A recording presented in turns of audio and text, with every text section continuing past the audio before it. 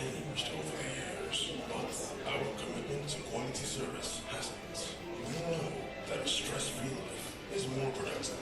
That is why we remain consistent in fulfilling the lifestyle goal of every customer, while providing mobility and cooling solutions to businesses and homes across the nation, improving your quality of life.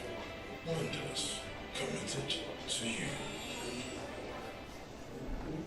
A lot has changed over the years, but our commitment to quality service hasn't. We know that a stress-free life is more productive. That is why we remain consistent in fulfilling the lifestyle goal of every customer, while providing mobility and cooling solutions to businesses and homes across the nation, improving your quality of life. Lenders, committed to you. A lot has changed over the years, but our commitment to quality service hasn't. We know that a stress-free life is more productive. That is why we remain consistent in fulfilling the lifestyle goal of every customer, while providing mobility and cooling solutions to businesses and homes across the nation, improving your quality of life. Lenders, committed to you. A lot has changed over the years, but our commitment to quality service hasn't.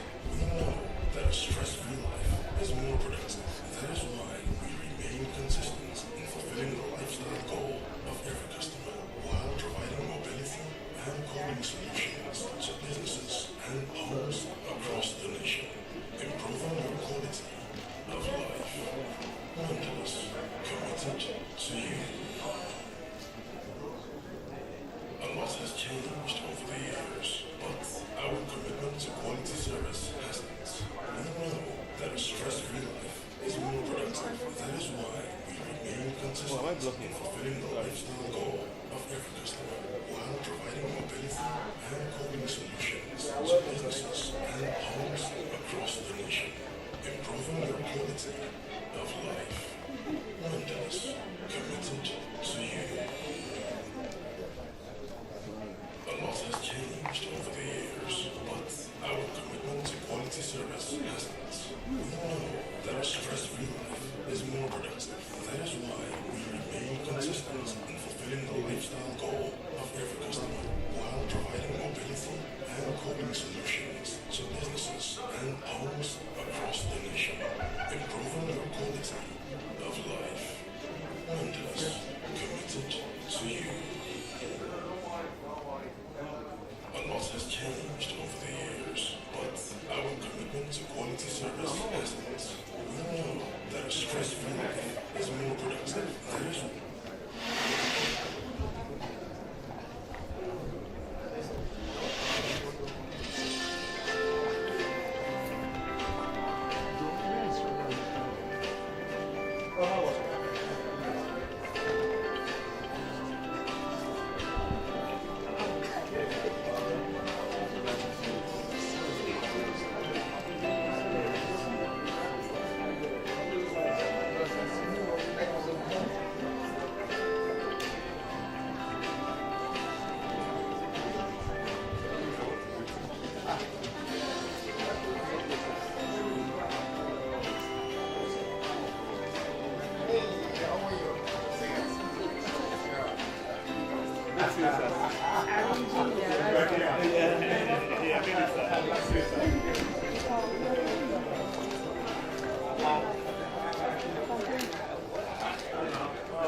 good to see you.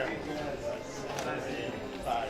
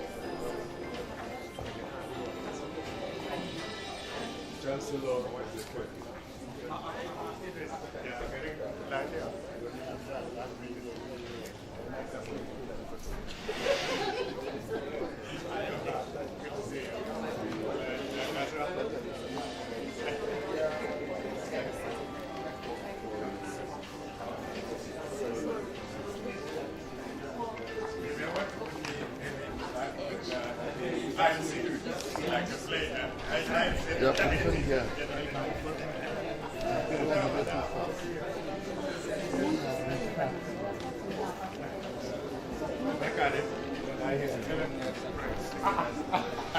How are you? Good to see you. See you.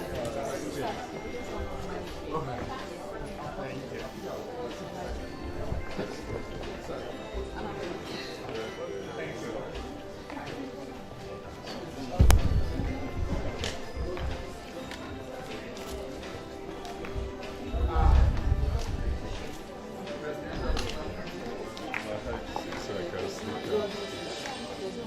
Oh, let me join this gentleman.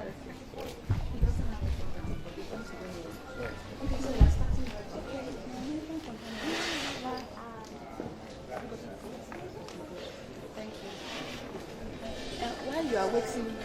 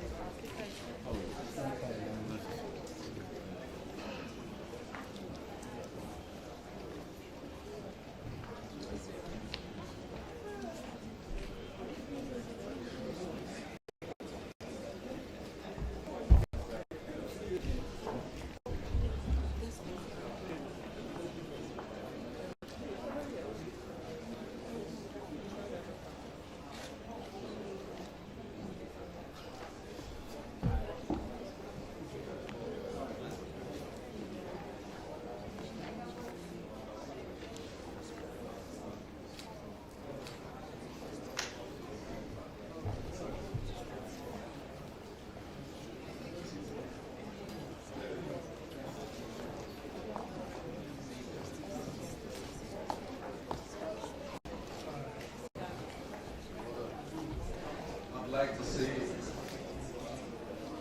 good afternoon to everyone present in the hall and a warm welcome to you. I hope that you can all see my face. Can you? All right, because this place looks a bit high and the podium also seems to be highly big here. but I can see everybody, and I'm glad that we're all here. Thank you very much for coming. I know that for most of us present here in the hall today, it was probably exactly a year ago that we all gathered together like this the last time. And so a year has gone by, and today we are present again for the 39th in the series of the Omolayole Management Lecture. And we are really happy that you could arrange your affairs to be here today. So once again I say welcome to one and all. For us to properly begin the program, we'd like to invite all of us to join the singing of the national anthem, which will be played on the media platform. The national anthem, please.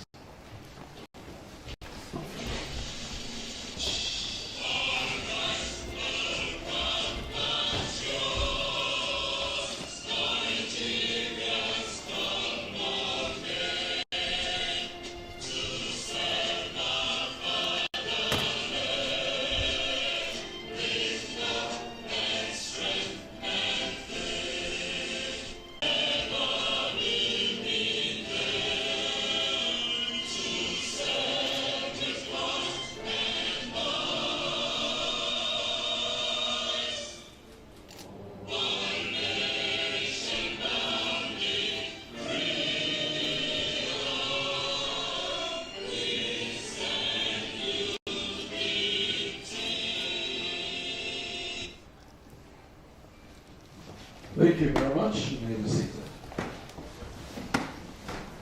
Thank you.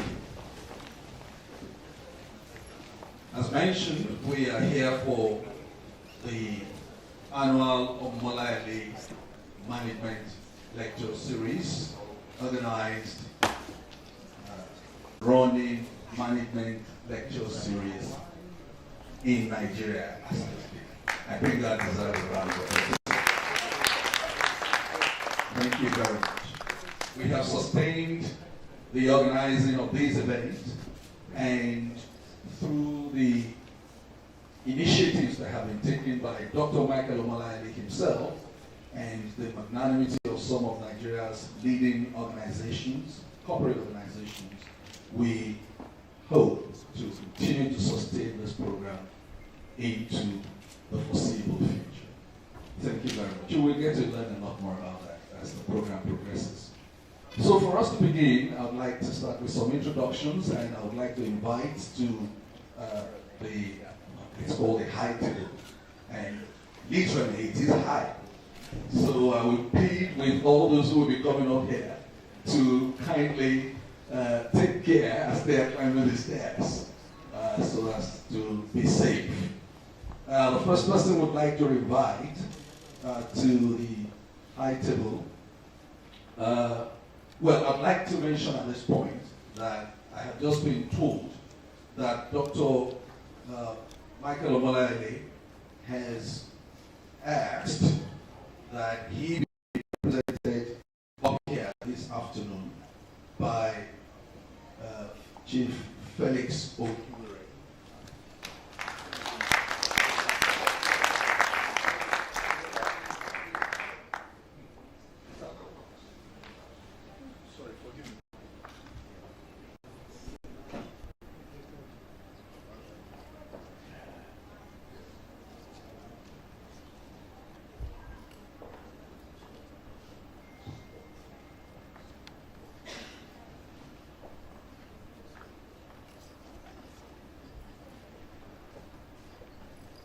Forgive me, I have just been saved from committing a crime now. Because if I insisted that Chief Felix Okiwere climb up here and something happens, I am the one that will be taken to task for that. Chief Okiwere is representing Dr. Michael Omolayole, but he has graciously asked to be allowed to remain his. But then Dr. Michael Omolayole's daughter will please come up to the stage. Yes. With Chief Okiwere's permission. Thank you.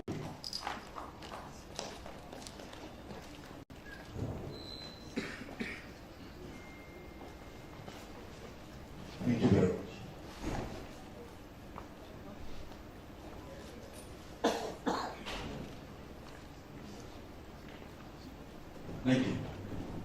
Would also like to invite the President and Chairman of the Governing Council of the Chartered Institute of Personnel Management, CIPM, Mr. Olusegun Majid, FCIPM. He is going to be represented here today by Mr. Henry Unuakwo, MCIPM, Vice President of the Chartered Institute of Personnel Management. Mr. Henry Unuakwo, please. Oh, okay, he is coming. All right, thank you. Please, ladies and gentlemen, join me to welcome the President of the Lagos Chamber of Commerce and Industry, LCCI, Asiwaju Dr. Michael Olayole Cole, CON, NFR, FNI, and CI.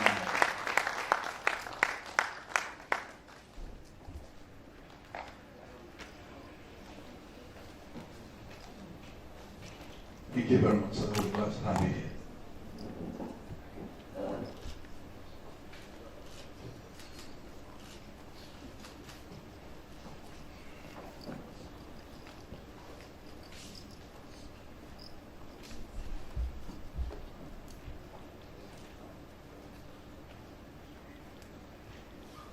So also we have with us here the President of the Nigerian Employers Consultative Association, NECA, Mr. Taiwo Adeniyi, who will be represented by Mr. Kunle Oyelano, first Vice President of NECA.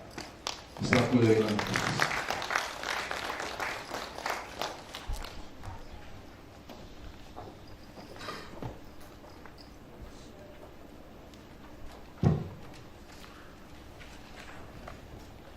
You're welcome.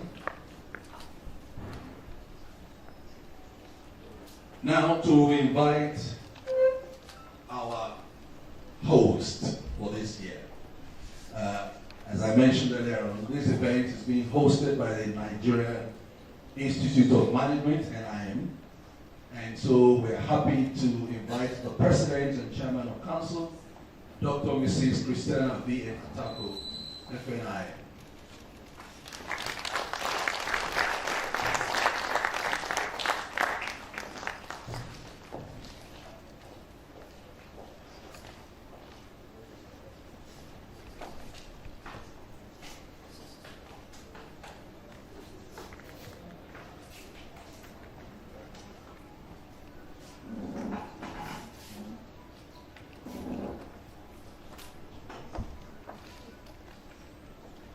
And as you may well have guessed, Mrs. Atako is the chairman of today's occasion. You're welcome.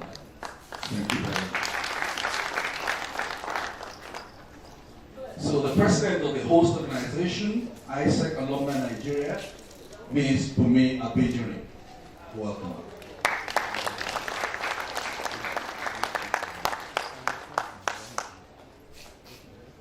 And now I'd like to invite the lead actor for today, our guest speaker.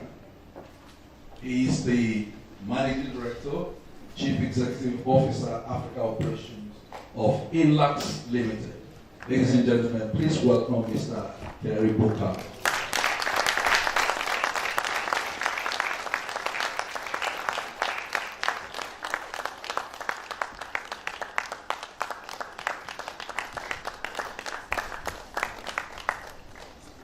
Thank you very much.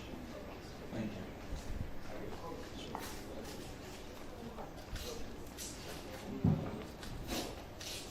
Excellent. So we're set to go, but before we do, I'd like to make some other recognitions because this occasion is usually well attended by some of the movers and shakers of the Nigerian corporate industry. And please permit me to recognize first a two-time Minister of the Federal Republic of Nigeria, former Minister of Industry, Yalaje Yalode of Ibadan Land, a past President of the Lagos Chamber of Commerce and Industry, none other than Olori Dr. Onikeko Nike Akande, CON. We're happy to have you with us. Thank you very much. I also like to recognize the presence of Mr. Thompson Akpabio. Mr. Thompson Akpabio is the Director, Legal, Regulatory and Taxation of the Nigerian Employers Consultative Association, here representing the Director General of NEC, Mr. Thompson Akpabio, please. Thank you very much. We also have with us the Registrar and Chief Executive of the Chartered Institute of Personnel Management, CIPM, Ms. Oluwatoyin Nairo, FCIPM. Good to have you with us. We have with us Dr. Remy Alo, FCIB, Honorary Life Vice President of the LCCI. Thank you very much.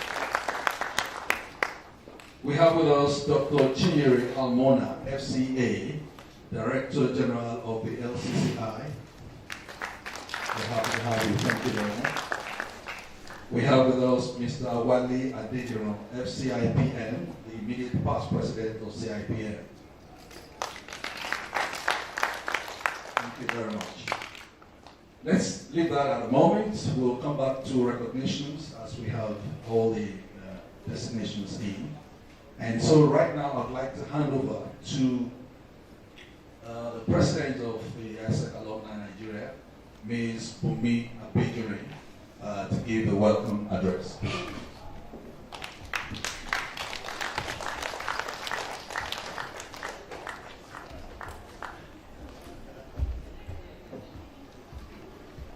Good afternoon, ladies and gentlemen. It's a pleasure to be here with you today.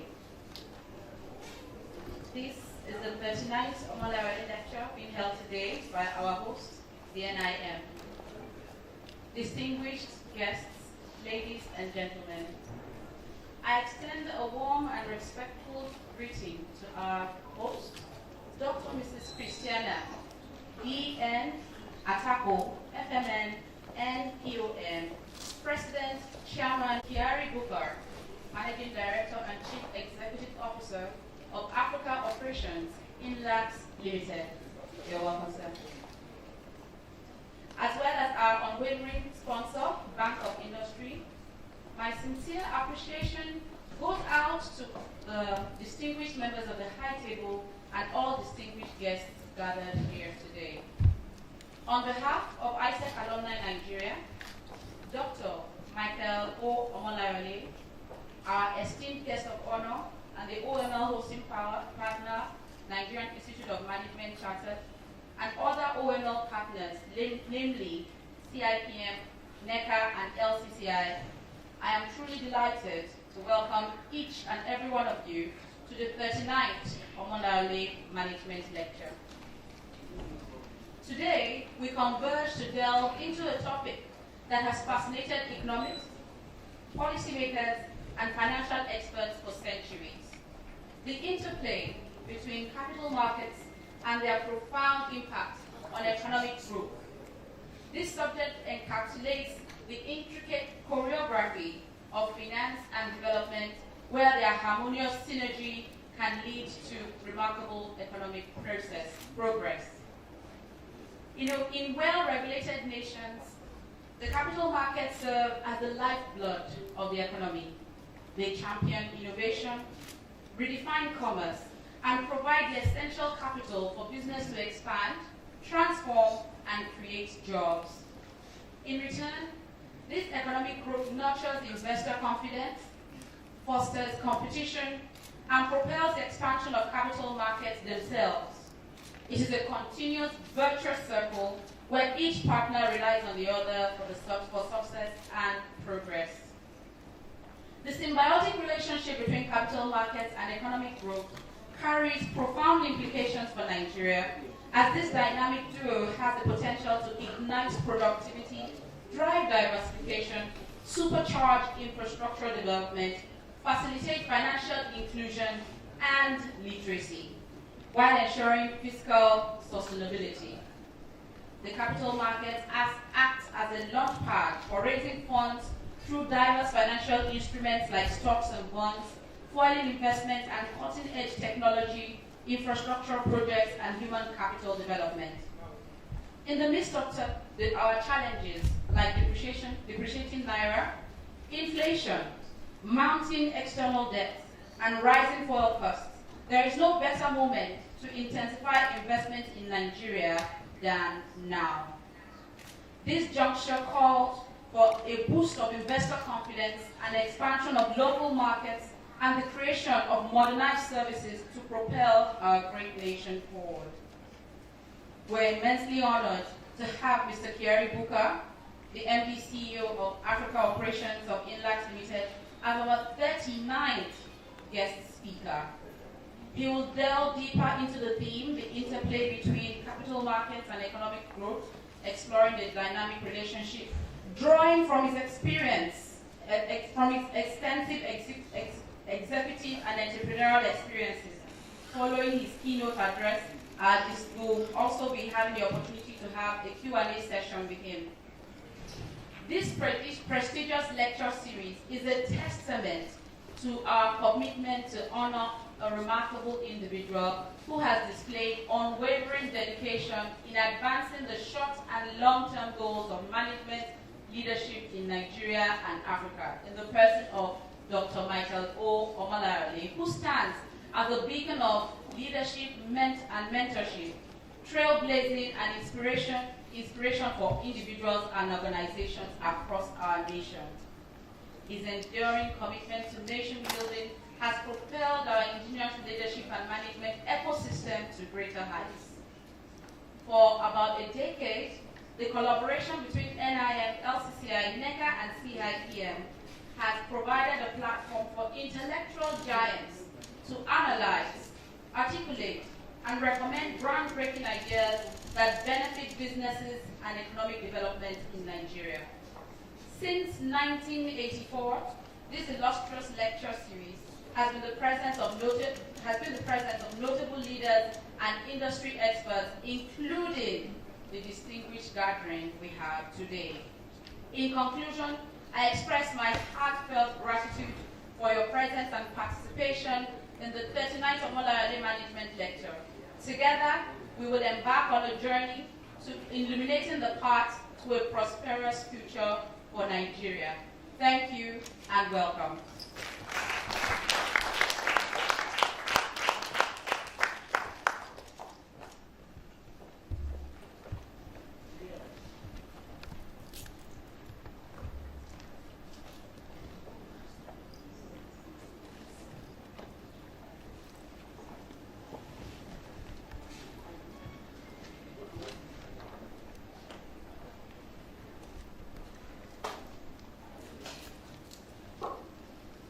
If I didn't know Bumi before now, I would think that she is an economist herself.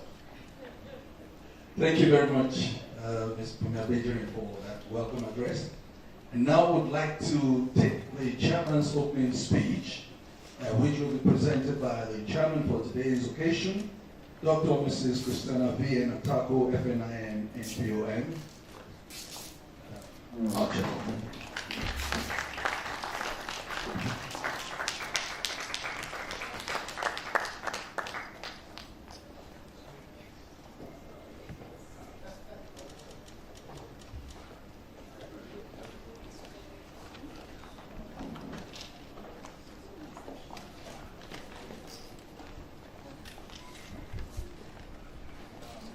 The Honorary of the OML, Dr. Michael Omolayole, FNIM, CIM, represented by Elder Felix Odiwere, FNIM, worked on the high table by his daughter, the President and Chairman of Governing Council, CIPF, Mr. Olusegun Moji, FCIPM, ably represented by his Vice President, Mr. Henry Unuapo, FCIPM. The President, Lagos Chamber of Commerce and Industry, and the NIM past President, Asiwaju Dr. Michael Olawale, CON, MFR, FNIM, CM, the president of NECA, Mr. Taiwo Adeniyi, represented by his first vice president, Mr. Kunle Oyelano. I want to recognize our past president of NIM, Professor Olukunle Iyonda, FNIM, CNIM.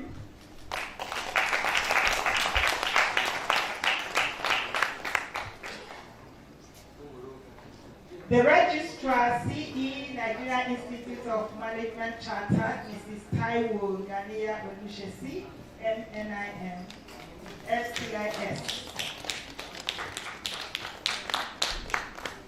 The DGLCCI, Dr. Chinyere Almona, FCA. The President, ISEC Alumni Nigeria, Bumi Abediri. The Chairman, Sol Bim, Elder Felix Ohiwere, FNIM. And we also have the representative of the Secretary, Sol Bim, Otumba Sheni Adetu. The guest speaker, Mr. Kyari, Bukar, MD, CEO, Africa Operations, Inlaks Limited. Distinguished invited guests, gentlemen of the press, ladies and gentlemen.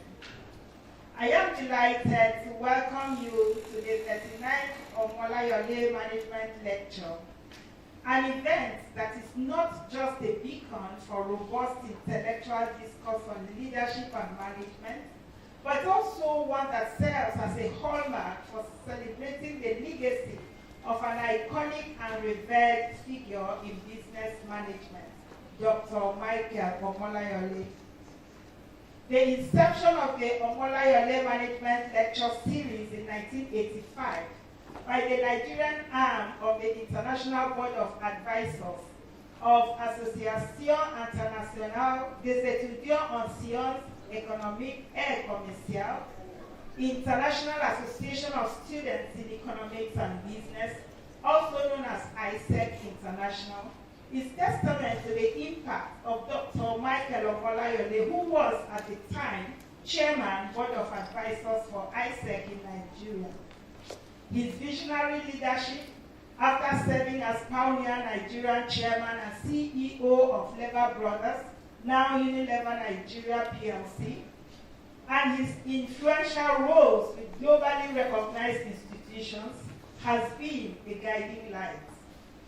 The lecture, through the years, has aimed at being a melting pot of innovation, exchange of ideas, and forward-thinking strategies that seek to address pressing subjects of the nation's business ecosystem.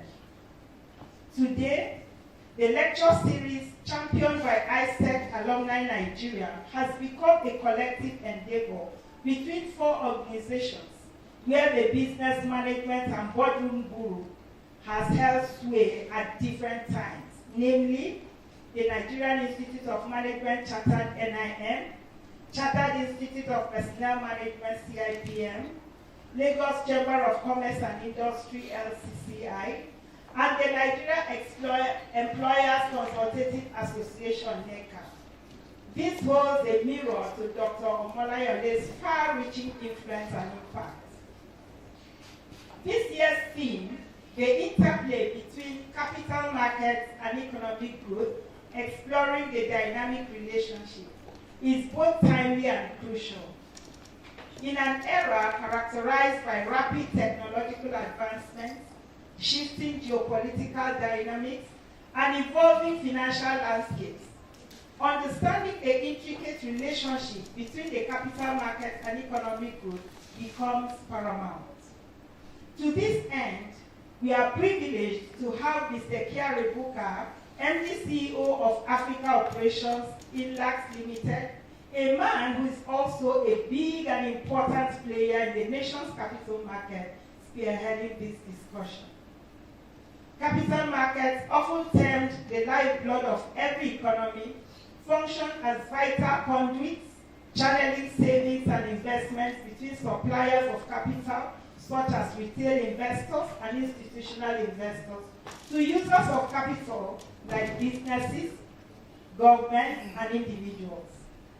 They act as barometers of economic health, reflectors of confidence, and predictors of potential. On the other hand, economic growth, often envisaged through gross domestic product increases, employment statistics, or industrial expansion, is the measure of a nation's health, prosperity, and future promise. The dance between these two giants, capital markets and economic growth, is one of symbiosis and synergy. Their relationship is not just about finance. It is about people, aspirations, innovation, and dreams. The Omolayole Management Lecture has over the years informed and shaped government's economic policy direction. Through today's event, as always, we will aim to deconstruct the intricate interplay between capital markets and economic growth, evaluate their mutual influences, and envisage strategies that can harness this dynamic for the collective prosperity of our nation. As we stand on the brink of unprecedented global shifts, capital markets have never been more influential. They power startups, bring about disruptive innovations, support infrastructural projects that shape our nation's future, and back visionary entrepreneurs who dare to dream. In turn, the growth of our economy feeds back into these markets, providing confidence, drawing investments, and ensuring stability. Today's discussions will also cast a spotlight on challenges. In our interconnected global economy, external shocks, be they pandemics, recessions, or geopolitical tensions, can send ripples across our capital markets, which in turn can affect economic growth trajectories. How do we insulate our markets? How do we ensure sustained growth? These are some of the questions we seek to address. This lecture is not just about dissecting and understanding the theme, it's about action. We are privileged to have among us some of the brightest minds, including industry stalwarts and visionaries. It is expected that their insights, experiences, and foresight will guide us in crafting actionable strategies, policies, and roadmaps. Indeed, today's lecture is a call to action, a plea for collaboration, and a platform for innovation. To our speaker, I extend a warm thank you. Your willingness to share, enlighten, and guide us through the labyrinth of the theme of today's lecture is what makes this event invaluable.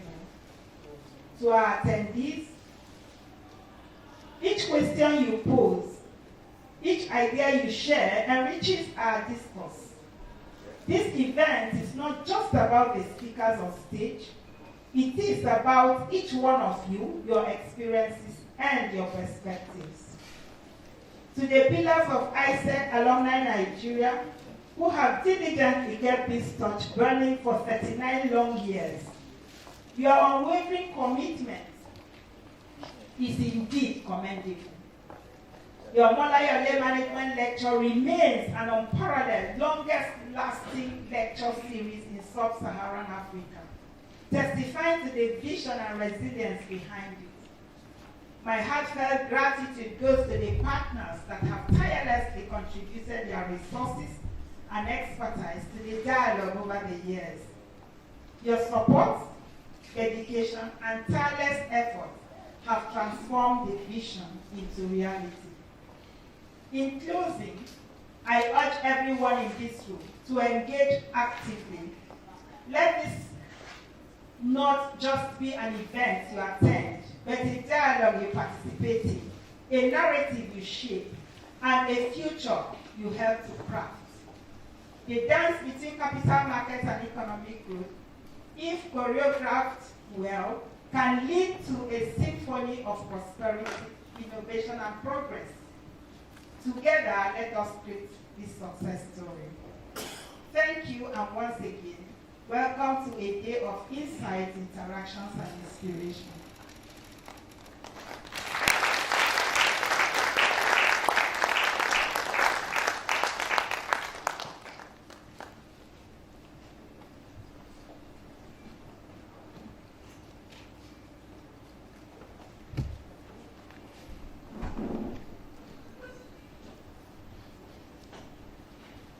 Dr. Mrs. Atako, thank you very much for that welcome address. And I'd like to say something.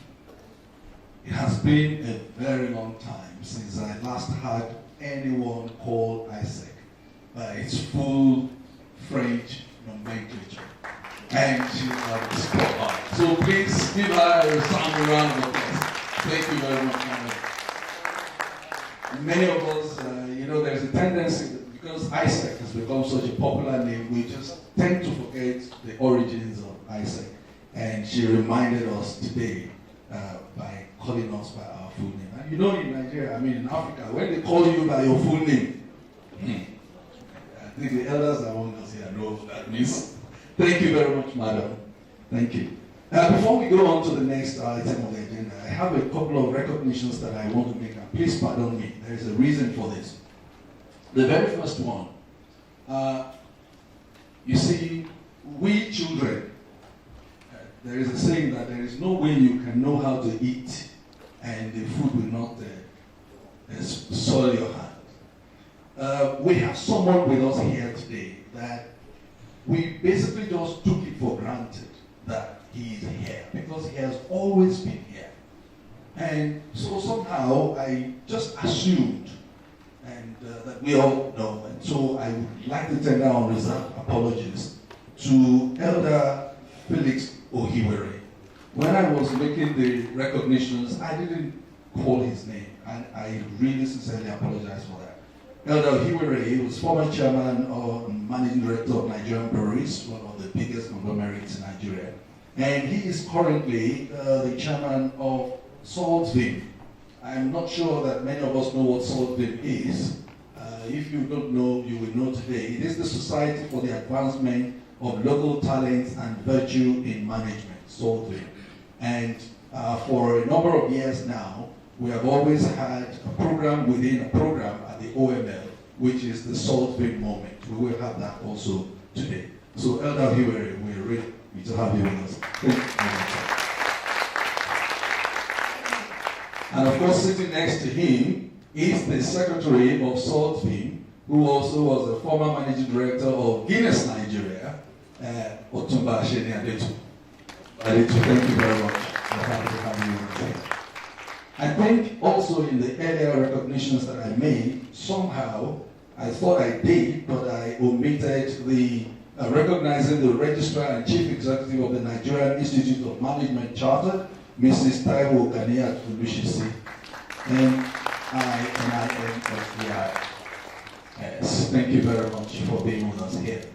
Of course, I was going to also mention Professor Olukunle Inyonda, past president of the Nigerian Institute of Management. You're welcome, sir. Thank you very much. I'm happy to have you here.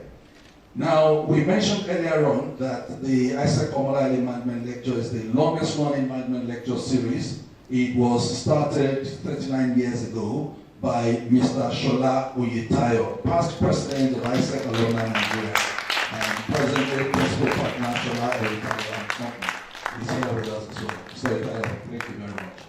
We also have with us another past president of the ISEC Alumni Nigeria. He was also immediate past managing director and CEO of the Nigerian Aviation Handling Company, NACO PLC, Alhaji Idris Yakubu. Thank you very much. Happy to have you all with us here. And now we have come to the main part of the program, which is the presentation of our lecture today. The speaker, Mr. Kyari Bukar, as you have heard, is the Managing Director, Chief Executive Officer, Africa Operations of Inlaks Limited. He is a former systems integrator specialized in the development of dynamic and highly scalable ICT infrastructure solutions in sub-Saharan Africa. He oversees Inlaks operations spanning Nigeria, Ghana, Kenya, Ethiopia, and other African countries, managing the deployment of highly scalable infrastructure and fintech banking solutions, catering to the dynamic needs of the financial, industrial, distribution, telecommunications, and oil and gas sectors in partnership with world-leading original equipment manufacturers as well as other substantive efforts across Africa. Prior to joining Inlaks, Mr. Bukar served as the partner co-founder of Trans-Sahara Investment Corporation, a private equity firm based in Lagos, Nigeria. He then served as the managing director CEO of Central Securities Clearing System PLC, the central service depository of the Nigerian capital market, and Value Card Nigeria, now Unified Payments Limited, where he was instrumental to the drive for electronic payments, development, and introduction of Visa card into the Nigerian banking landscape. Mr. Bukar also served as the Executive Director, E-Banking, Information Technology and Operations at FSB International Bank, now Fidelity Bank PLC, a role he took following his arrival in Nigeria after a 17-year stint in the United States of America. He joined HP Hewlett-Packard in 1988 as a process engineer, rising through the ranks and gaining experience in manufacturing, technical marketing, project and program management, working on HP's inkjet technology, notebook PCs, palm tops, and calculators. He was also a leading member of the management staff in the implementation of Six Sigma methodology for the continuous process improvement strategy. Mr. Kyari holds a bachelor's degree in physics from the Ahmadu Bello University, Zaria, Nigeria, a master's degree in nuclear engineering from Oregon State University, and he attended MBA programs from Portland State University, Portland, Oregon, US of A. He has attended various professional development courses from Cambridge University, Wharton Business School, and Harvard Business School, among other institutions. He is also a member of the Institute of Directors of Nigeria. Ladies and gentlemen, to present the theme, the interplay between capital markets and economic growth, exploring the dynamic relationship, I'd like to invite Mr. Kyari Bukar. Please give me a round.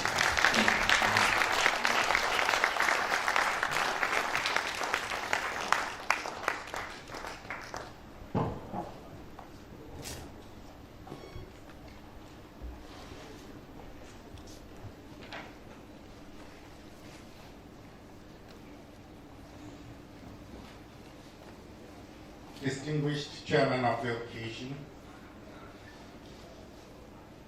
special guest of honor, and sir, special greetings, Dr. Felix Ahiwere.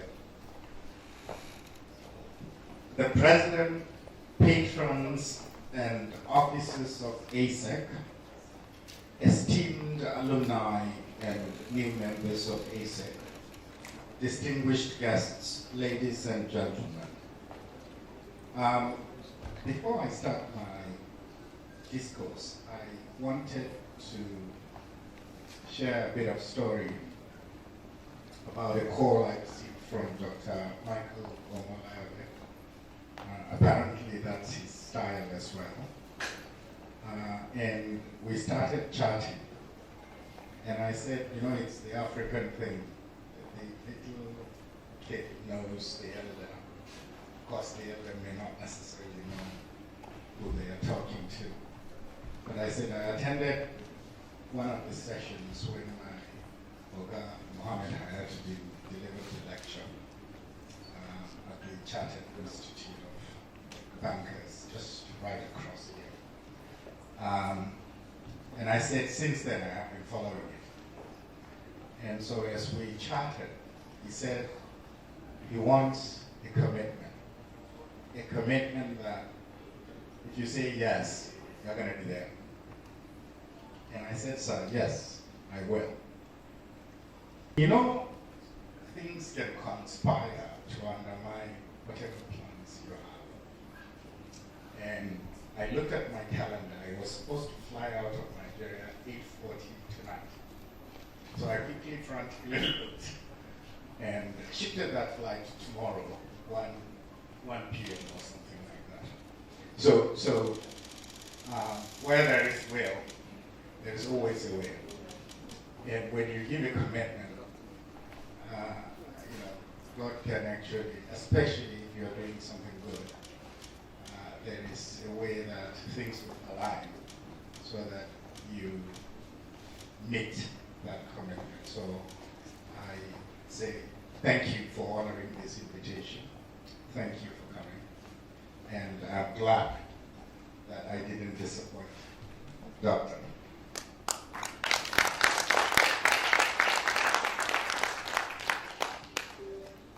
I would like to begin this conversation on a note of gratitude to God for enabling us with the capacity to make this event a success, a great day in the history of ASEC. It is indeed a thing of pride to note that this lecture series was birthed in 1985 by the innovation of some great minds who have benefited greatly of Baba, one who has made valued contributions in the field of professional management, with particular emphasis on personnel management. Before delving into the main discourse of the day, permit me to draw our focus to one of the major objectives of the organization ASEC. I will not attempt to state the French full name of ASEC, because you know that I only know a few languages, none of which is French. From my findings, the association, non-political and non-profit association founded in 1948 by a group of students after the World War II with the major objective of restoring management talents lost during the Second World War. The reason for my fascination of this objective is as it relates to our current national brain drain, the Jackpass syndrome situation, coupled with some of the setbacks that have bedeviled our educational system.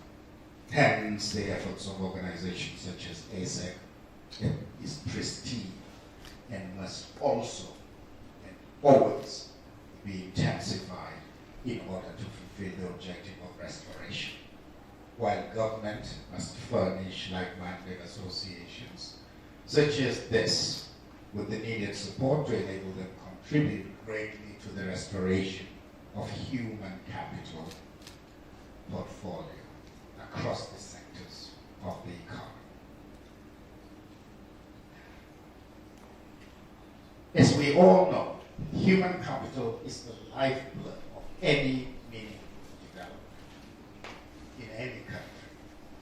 Yes, people remain the nucleus of any level of progress, and not only just people, but people that are skilled properly. The future of development of any nation is largely dependent on the quality of its people, and the depth of human resource must be given the requisite priority in the overall order of things. This association is undoubtedly concerned with the subject matter, and as such, I must congratulate and wish you many fruitful years of continuous and committed service for the development of our dear nation. Capital markets play a crucial role in economic development.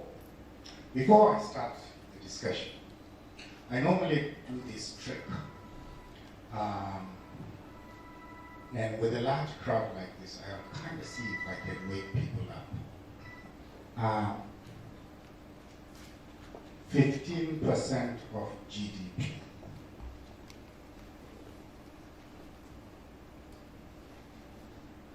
Versus over 300% of GDP. Just think about that as we talk.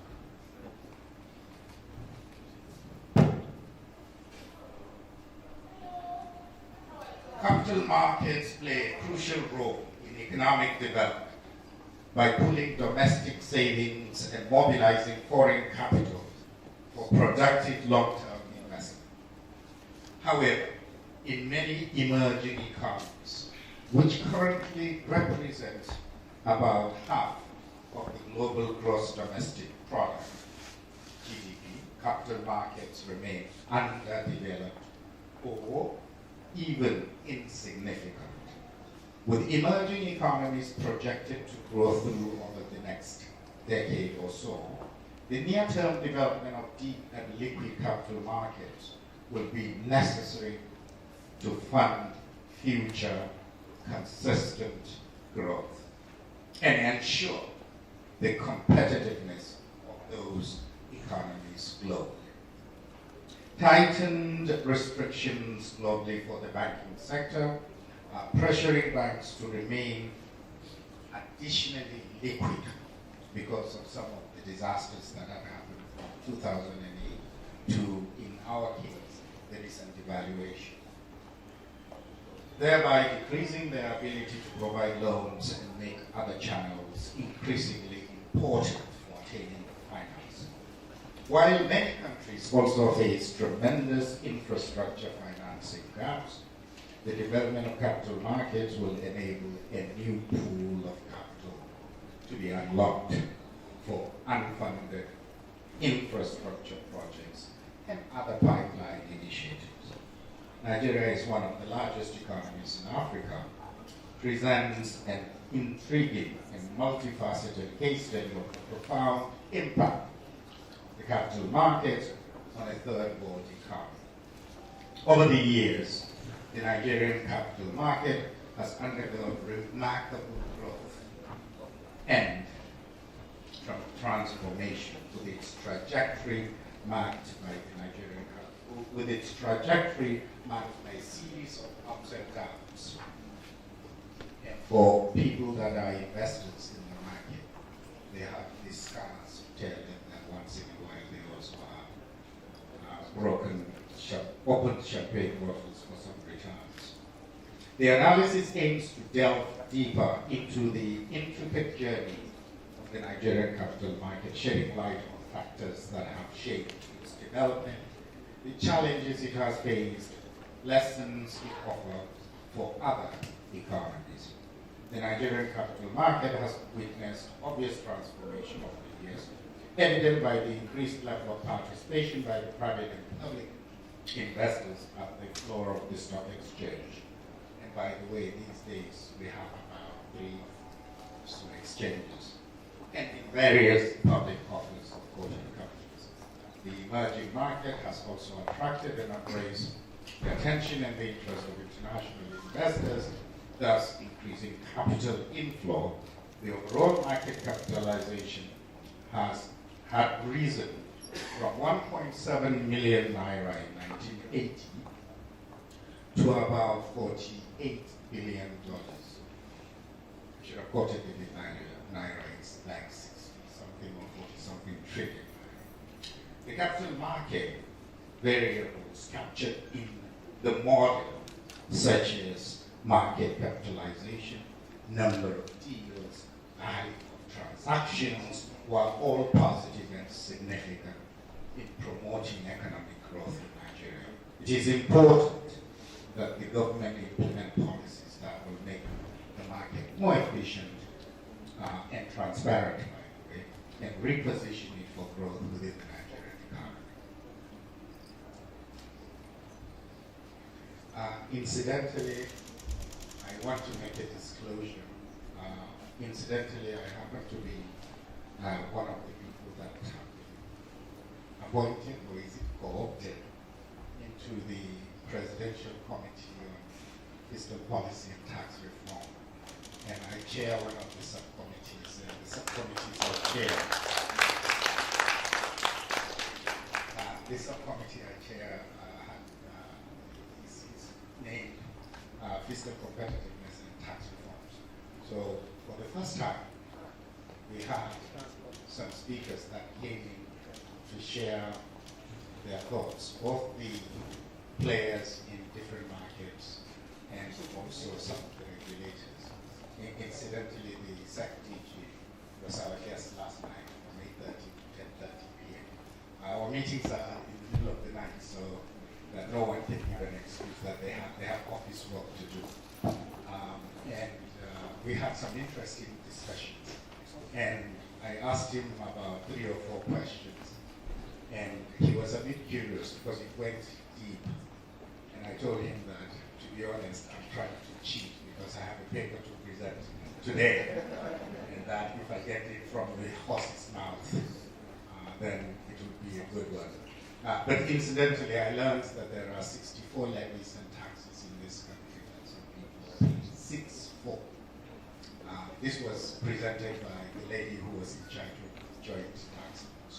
So, one, we need to streamline our taxes, not necessarily increase it, and also close the loopholes and make it more efficient and put technology, for somebody from technology, all solutions. You know what I mean? Somebody who has a hammer is a tool. Every problem looks like a nail. So is a technologist. When a problem is thrown, I think technology may solve part of it. So incidentally, the number I quoted earlier came from the DG of Cycle. There are some studies that they wanted to release, it was trash. And 15% of GDP is the market capitalization of Nigerian stock market. And over 300% is that of South Africa, even though Nigeria is the largest economy in the world, in Africa, right? So there is a lot, tremendous room for growth. And so some of the discussions went around incentives. So maybe during Q&A, we can touch on that. The historical overview. The Nigerian capital market has evolved significantly since its inception, traces its roots back to the establishment of the Lagos Stock Exchange in 1960, which later merged with the Nigerian Stock Exchange in 1977. Initially, the market struggled with limited participation, lack of regulatory oversight, and low liquidity. However, it gradually gained traction as Nigeria's economy expanded. Several factors have contributed to the upward trajectory of the market. Firstly, robust economic growth. The diversification of the Nigerian economy beyond oil have attracted both domestic and foreign investors. The market has seen a surge in initial public offerings and an increase in the number of listed companies, the introduction of electronic trading. This improved market accessibility and transparency. In fact, one of the major things that happened was where I worked, which is the Central Securities Clearing System. Introduction of CSCS also changed the market. It used to be that when you buy shares, somebody has to send in their share certificate to the registrar. And the registrar will now, let's say it's 100 shares of First Bank. And Madame is selling it to me, and I bought 10 shares. So she will hand in her 100 share certificate to collect 90 share certificate, and then I will get a new 10 share certificate. This transaction may take weeks, if not months. Today, it is done within 1 or 2 seconds. Electronic. So, the challenges and downsides. Despite its growth, the Nigerian capital market has faced its fair share of challenges. Periodic market downturns, that's usually natural, but if it is manipulated, it's horrible. Often linked to global economic trends and domestic issues, have resulted in volatility in capital flight. Inadequate investor education and awareness have hindered market participation, particularly among retail investors. Issues of market manipulation and insider trading have also cast shadows on the market's integrity. The role of the regulator. the Nigerian Securities and Exchange Commission has played a pivotal role in regulating the market. Stricter oversight, enforcement of governance standards have instilled confidence in investors. Regulatory reforms, such as digital markets, surveillance reforms, dematerialization of share certificates, additional licensing of other entities such as the Nigerian Association of Security Dealers, NASD, FMDQ, which is on the street, and eventual demutualization of the NSE have further strengthened the market stability. The Nigerian capital market has significantly contributed to economic development. It has facilitated the mobilization of long-term capital for infrastructure projects and business expansion, or by virtue of issuing bonds and securitizing certain transactions, which may have actually been underwritten by banks initially, but then you take out the banks by issuing longer-term 10-year instruments. Additionally, the capital market has been a source of job creation as financial institutions and brokerage firms have flourished alongside the market growth. Looking ahead, the Nigerian capital market stands at a critical juncture. It must continue to address issues of transparency and regulatory compliance to attract more institutions and foreign investors. Furthermore, efforts to enhance the financial literacy and investor education are crucial for sustaining long-term growth and stability. Key takeaways for emerging economies. The trajectory of the Nigerian capital market offers valuable lessons for other emerging economies seeking to develop their financial market. These include the importance of strong regulatory framework, the need for diversification beyond commodities, and the significance of investor education. The Nigerian capital market's journey from its nascent stage to its current status as a vital player in the African economy is a testament to the resilience and adaptability. While it has faced challenges along the way, its growth trajectory serves as a compelling case study for the transformative power of the capital market in emerging economies. As Nigeria continues to navigate the path, the lessons learned from this journey will undoubtedly provide valuable insights for other emerging economies seeking to harness the potential of their own capital markets. The concepts, understanding the concepts. Key element of global financial markets that is crucial to allocating resources and promoting economic expansion is what the capital market is there for. This paper aims to cover the idea of the capital market, its operations, and how it has consistently aided the development of emerging economies, with the focus being the Nigerian capital market. Financial market, known as the capital market, capital market is a subset of the financial markets, but I think when we refer to capital market, we are talking primarily about the exchanges and then long-term securities that come along. Even though we have not yet fully developed into derivatives, options, etc., at least there is currency forwards, which is giving us a bit of a headache as somebody who thinks on FX. But once the markets depend and there is liquidity, these sort of products will begin to emerge in the financial marketplace, known as the capital market, is where people, businesses, and governments may raise long-term capital by purchasing and disposing of a variety of financial instruments, including stocks, bonds, and derivatives. Along with the money market, it is an essential component of the larger financial system, a provides a platform for the movement of funds from investors, technically the savers, to companies that require funding. Those are the recipients. Or if the companies listed, they are the issuers.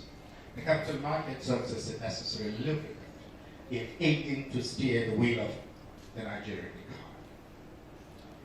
The historical evolution. Nigerian capital market, which has seen major turning points, has been crucial to Nigeria's economic development. A brief history can be seen below. The Nigerian Stock Exchange, now the NGX, or the Nigerian Exchange Group, was founded on the 15th of September 1960. Yes, the Lagos Exchange. When the NSE commenced operations on 25th August 1961, 19 securities were listed, which provided an avenue for regional companies to raise funds through the issuing of shares, promoting expansion. Operations were usually conducted within the halls of the Central Bank of Nigeria in Lagos Island. By the way, in most of the emerging markets, it's the central bank of those countries that give birth to the stock exchange. It's only when you find a country where the stock exchange comes out, then quickly they create a regulator like Securities and Exchange Commission. But in most cases, it's usually given birth to by central banks of those countries. At that time, the stock exchange had 4 firms as major dealers, namely Inlaks, John Holt, City Bowring, and Investment Company of Nigeria, ICON. Can you imagine? Inlaks had been around even at that time. In December 77, the Lagos Stock Exchange was rechristened the Nigerian Stock Exchange, and several branches were created around the major commercial hubs across the country. The 70s oil boom, the oil boom that lasted from the early 70s until about 83 spawned a phenomenal expansion of the Nigerian economy. Within a few years, oil revenues rose from 1.4 billion naira in 73 to 12.86 billion naira by 1980. The oil boom led to the assigning of substantial sums of money to the cocoa industry of the southwestern Nigeria. In spite of these investments, the cocoa industry stagnated during the oil boom years. Greater government involvement resulted in the creation of government bonds and instruments in infrastructure. Recessions in the 80s and 90s. Market collapses triggered changes for stability and investor trust and investor confidence. The 2008 global financial crisis had a substantial influence on the Nigerian capital market, resulting in a steep drop in stock prices. It emphasized the importance of increased regulatory control and risk management. The introduction of electronic trading and the impact of technology. The advent of electronic trading was one of the most revolutionary advances in the Nigerian capital market. The NSE introduced the ATS, which is called the Major Trading System, in '97, replacing open outcry trading with computerized trading. This changed dramatically the increased market efficiency, transparency, investor accessibility. Technology's influence extends beyond trading platforms. Online trading and mobile apps have simplified market participation for investors, democratizing access to capital markets for a large portion of the public. I know one or two of the mobile vendors that do trading of securities. We have a venture capital fund that invested in them. Prior to their emergence in the market less than 6 or 7 years ago, the total number of individual small investors in the market, I believe, was less than 1.2 or 1.3 million. But with the likes of Shaka, Bamboo, Rise Best, and the likes, they collectively have over 3 million customers all over the world. Even Nigerian diaspora are participating in the market. So that basically opens the market and makes it quite interesting. But it brings a lot of trust in those because of the automation and the technology. You do it, you see what you're buying, and when you purchase, within a few minutes, confirm that you're good to go. The role of the capital markets role in economic history. Capital markets role in economic history, specifically focusing on economic growth and downturns in Nigeria, is addressed below. The capital market has been a driving force behind the economic expansion during the prosperous period, and access to capital, of course, when you get listed, stocks, issuance of stocks, bonds, and other financial instruments. The capital infusion allows companies to expand their operations, invest in new projects, new equipment, and seize growth opportunities. Cheap source of funds from the capital market remains a critical element in the sustainable development of the economy. And the reason why commercial banks may not necessarily be the place to go to is if you need long-term equity investment, even though some people would say it doesn't have cost, it does have its cost. And the cost is that the managers has to give decent return or returns to the investors. The advantage of capital market financing to include no short repayment period as funds are held for medium and long-term periods, and or in perpetuity in the case of equity investment. Funds to state and local governments for capital development in the form of bonds and allowing them ample time to repay the loans. So long-term bonds come into play here. It catalyzes job creation as businesses grow and invest in new ventures. They create job opportunities. The job creation not only reduces unemployment rates, but also enhances the overall quality of life for the workforce and their families. Additionally, the government also gets benefit of higher taxes from these new growing businesses. Infrastructure development funds raised through the capital market often find their way into critical infrastructure projects.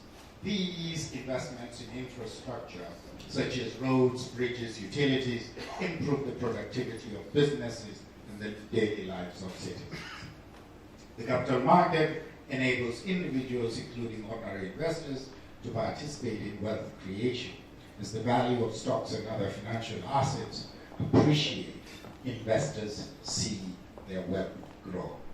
In fact, there is even a belief, for example, in places like US, when the stock market is booming, consumer spending also booms and grows, and more jobs are created.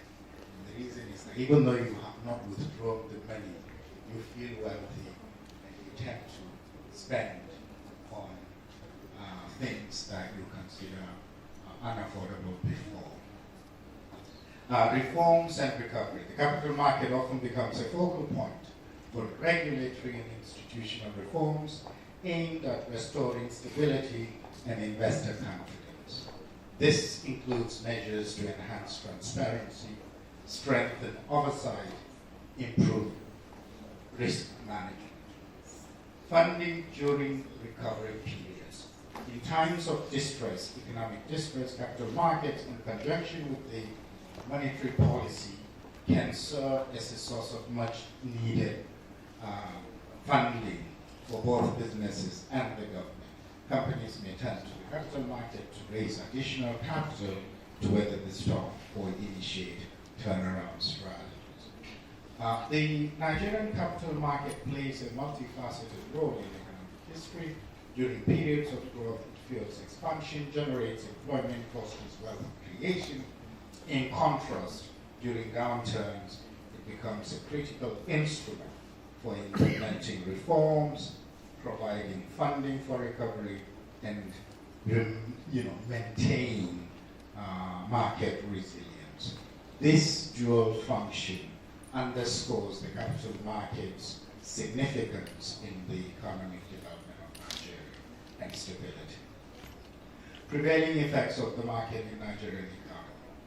The capital market in Nigeria exerts a significant influence on the country's economy across various sectors, contributing to the boost in GDP, attracting foreign direct investment or foreign portfolio investments, as Sanusi, His Royal Highness Sanusi would say, that's hot money.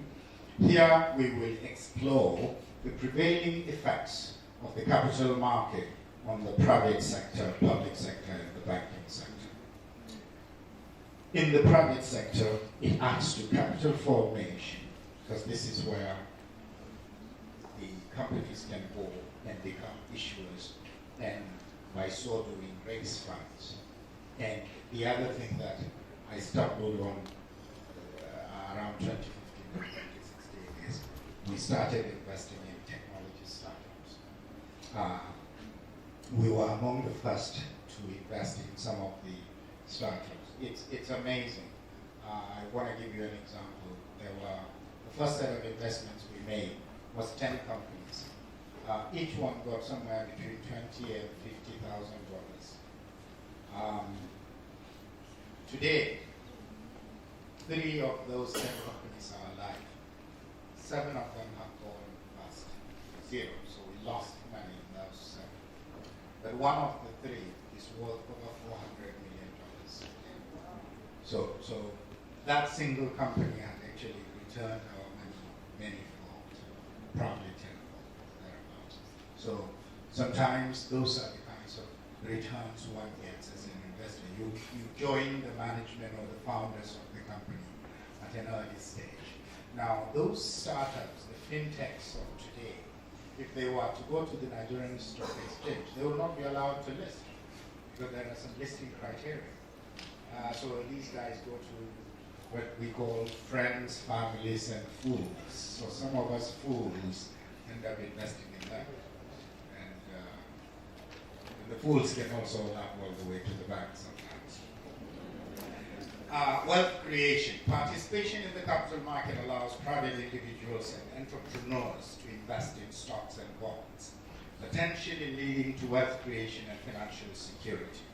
This in turn stimulates entrepreneurship and economic activity. And the other interesting thing is that those people that you fund earlier, when they become extremely wealthy, someone like Bill Gates, today they have venture capital that is investing all over the world. The reason is that they walked that path before, and they will continue to see how young people are doing similar things they did back in the 80s when they started. And that's what we also need in terms of enhancing the growth and development of the capital market through government incentives. Corporate governance, the Nigerian Exchange Group and the regulatory bodies such as SEC, CBN, or NICOM promote corporate governance and transparency among listed companies, which helps attract both domestic and foreign investors. This encourages companies to adopt best practices and improve their overall performance. Show me a well-governed, well-structured company. I show you a sustainable entity for one to invest in. Impact on the public sector, infrastructure development. The government can raise funds for critical infrastructure projects by issuing bonds in the capital market. This financing mechanism enables the construction of roads, bridges, power plants, etc. Budget financing. Whenever the government can reduce borrowing bank loans and overdrafts by having longer term borrowings of bonds, literally, and deficit finance. The diversification of funding source enhances fiscal discipline and reduces the risk of crowding out private sector borrowers from the banking sector. Liquidity management for the banks. Banks can invest in government and corporate bonds as a means of managing their liquidity and generating income. This helps stabilize the banking sector and reduce systemic risk. Facilitating capital raising. Banks often act as intermediaries in the issuance of bonds and equities. They provide underwriting and advisory services to companies. And here I mean not only commercial banks, but investment banks and the like. The capital market employs a diversity of financial instruments to catalyze economic growth and enhance the GDP of a nation. In this section, we briefly delve into a select few of these instruments. Equities, those are stocks, allowing investors to buy ownership stake in the firms. This provides companies with equity capital to expand operations and invest in growth opportunities. Bonds, these are usually long-term instruments that companies can use, issue, or governments and because it's long-term, it's an excellent way for companies to manage their cash flow. Debentures, which is similar to bonds. Debentures are long-term debt instruments issued by corporations to raise capital. They are not secured by specific assets, but rely on the issuer's creditworthiness. And this is important when companies become blue chip or not, and by virtue that they can do issue those instruments. Rights issue, that's additional shares. It basically means that the existing shareholders become diluted, but they are first offered the right of refusal at a discount price. Securitized products. These are things such as mortgage-backed securities, asset-backed securities, which can free up capital for further lending. I think insurance companies tend to like those sorts of arrangements. The venture capital and private equity markets. These sources of funding enable startup structure. That's why some people go to ETFs rather than mutual funds. Real estate investment trusts is basically a way for you to get a share of a real estate project without necessarily putting a lot of money. So they basically cut it out into smaller chunks so that even a retail investor can invest in them. Foreign exchange markets. Foreign exchange markets facilitate international trade and investments, promoting economic globalization and expansion. Commodities trading. We have got the Lagos Securities and Commodities Exchange, which is fairly new. I think it's less than 3 years old. And there are also Abuja Commodities Exchange and the private Africa Commodities Exchange. Those are all into commodities trading, whether it is agricultural commodities, metals, or even oil and gas. The impact of PFIs to the economy. Nigeria has attracted foreign portfolio investment from various sectors, including financial and manufacturing industries, due in part to its capital markets potential and the size. While specific PFI statistics related to capital market may not be readily available, the market stability and opportunities have greatly contributed to FPI inflow. Listings of multinational corporations. Several multinational corporations, including those in the telecoms, banking, and consumer goods, are listed on the NGX. These listings provide foreign investors with opportunities to invest in Nigeria.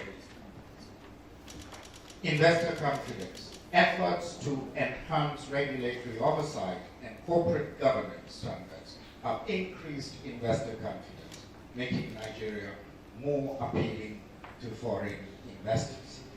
portfolio investment. Foreign investors can participate in the Nigerian capital market through portfolio investment earlier, which is that they are still at the infancy stage. If we are doing 15 GDP versus SA, for example, the 300% of GDP, we still have a long way to go. So there is more opportunities in that space. Challenges faced by the capital market in Nigeria. One, lack of investor confidence. One of the significant challenges is a lack of confidence among investors, both domestic and foreign. The lack of confidence can be attributed to concerns about the national political instability, regulatory uncertainties, and inconsistent policy decisions. Inadequate regulatory framework. Nigerian capital market has faced issues related to the adequacy and enforcement of its regulatory framework. But I think lately there has been significant changes as far as market surveillance goes with the Securities and Exchange Commission. Low liquidity, that's one of the banes of the market. Infrastructure deficiencies. By that I mean technology. The inadequate market infrastructure, including the trading and settlement systems, can hinder the efficiency and attractiveness of the capital market. These has been remarkably improvement that have happened in the recent past with fintechs such as Drop, Shaka, RiseVest, Bukar, etc. have also made it easier for retail investors to trade in the market directly. Volatility and risk, that comes with the market. But if investors feel that there is transparency and fairness, they will go through the ups and downs. If somebody wants to read, you want to be an investor, read Benjamin Graham's in the Intelligent Investing. The volatility can be your friend if you are consistently buying on the dips as well as when it's high. But if you panic and sell when it goes down, and you buy when it's going up, you never make money. Limited access to capital. Many small and medium-sized enterprises, SMEs in Nigeria, face challenges in accessing capital from the capital market. This is partly due to dominance of larger corporations, limited mechanisms of SME financing. However, entities like NASD are targeting startups who want to list on the market platforms. They may have to bring down their standards. Even the NGOs, I believe, is looking at having a technology board for the tech startups and the technology companies. Information asymmetry. Information dissemination and transparency are crucial for well-functioning capital market. Nigeria faces challenges in ensuring that investors have access to accurate and timely information. As a board member of a listed company or two, you are wary of when to buy the shares of your own company, right? Because there are closed periods where, during a board meeting, you hear something, it looks like it would be nice to buy, so you have to wait until it is announced. And then after the board meeting, I believe it's like 2 or 3 weeks after the board meeting, then you're free to buy. Otherwise, you get a letter from SEC saying, what did you do? The market, the foreign exchange controls. I think foreign exchange controls and restrictions can limit ability of foreign investors to come in and out very easily. So repatriation of their profits can become a problem if they will not have it as readily as they want. Some of the macro factors, such as oil prices, which have a significant impact on Nigeria's economy, can also affect the capital market. A heavy reliance on oil revenue can make the market vulnerable to oil price volatility. Political and security risks. Nigeria faced political and security challenges in recent years, including elections and issues related to insurgencies. These factors can create uncertainty in the capital market. Market depth. The Nigerian capital market has relatively low market depth, with a limited number of listed companies compared to its population and economic size. This limits diversification opportunities for investors. Because technically speaking, the capital market ought to be a reflection of the economy of the nation. Unfortunately, in our case, it is lopsided. Government's initiatives to strengthen the market. The Nigerian government has taken several steps to strengthen the capital market in the country. These efforts aim to improve the regulatory framework, enhance investor confidence, and promote economic growth. Some of the key initiatives include reform of regulatory bodies. I think that is quite laudable. SEC has changed. SEC engages the market and the market participants. And these reforms include strengthening the SEC's governance structure and regulatory oversight. And the development of the fintech ecosystem. I use the word fintech, some are health tech, some are the reg tech, etc., etc. The Nigerian government has been supportive of the growth of fintech companies, which can play a significant role in the capital markets. Regulatory sandboxes and policies encouraging fintech innovation have been introduced. But I think the move from the exchanges is to also allow the possibility of listing, that the initial investors can have proper price discovery and valuation of the companies. Listing of state-owned enterprises. The government has encouraged the listing of state-owned enterprises on the stock exchange to raise capital and promote transparency in the management of these entities. I highly recommend even some of the larger entities such as NNPCL or even NLNG, which is the only one of the few entities that give billions of dollars to the federal government in dividends every year. So such entities should be listed in the stock exchange. When Aramco of Saudi Arabia decided to list, they list only 2.3% or so of the company. And immediately the entire company was valued at about $2 trillion. That's the equivalent of NNPC. Of course, they must have done a few things right. A review of the regulatory framework, that is also essential. The mutualization of the exchange, I think I've mentioned that. Investor education and awareness, strengthening corporate governance. The beauty of listing state-owned enterprises is that the board will be constituted properly and accordingly, and that will actually reduce malfeasance and abuses in the boardrooms of those entities. And promotion of SME listings as initiatives, infrastructure development through the bonds and all. Policy recommendations. Flowing from our discussions, a number of policy recommendations are being preferred to the government for more efficient capital market ecosystem. There is need for government to implement policies that will increase the level and size of market capitalization.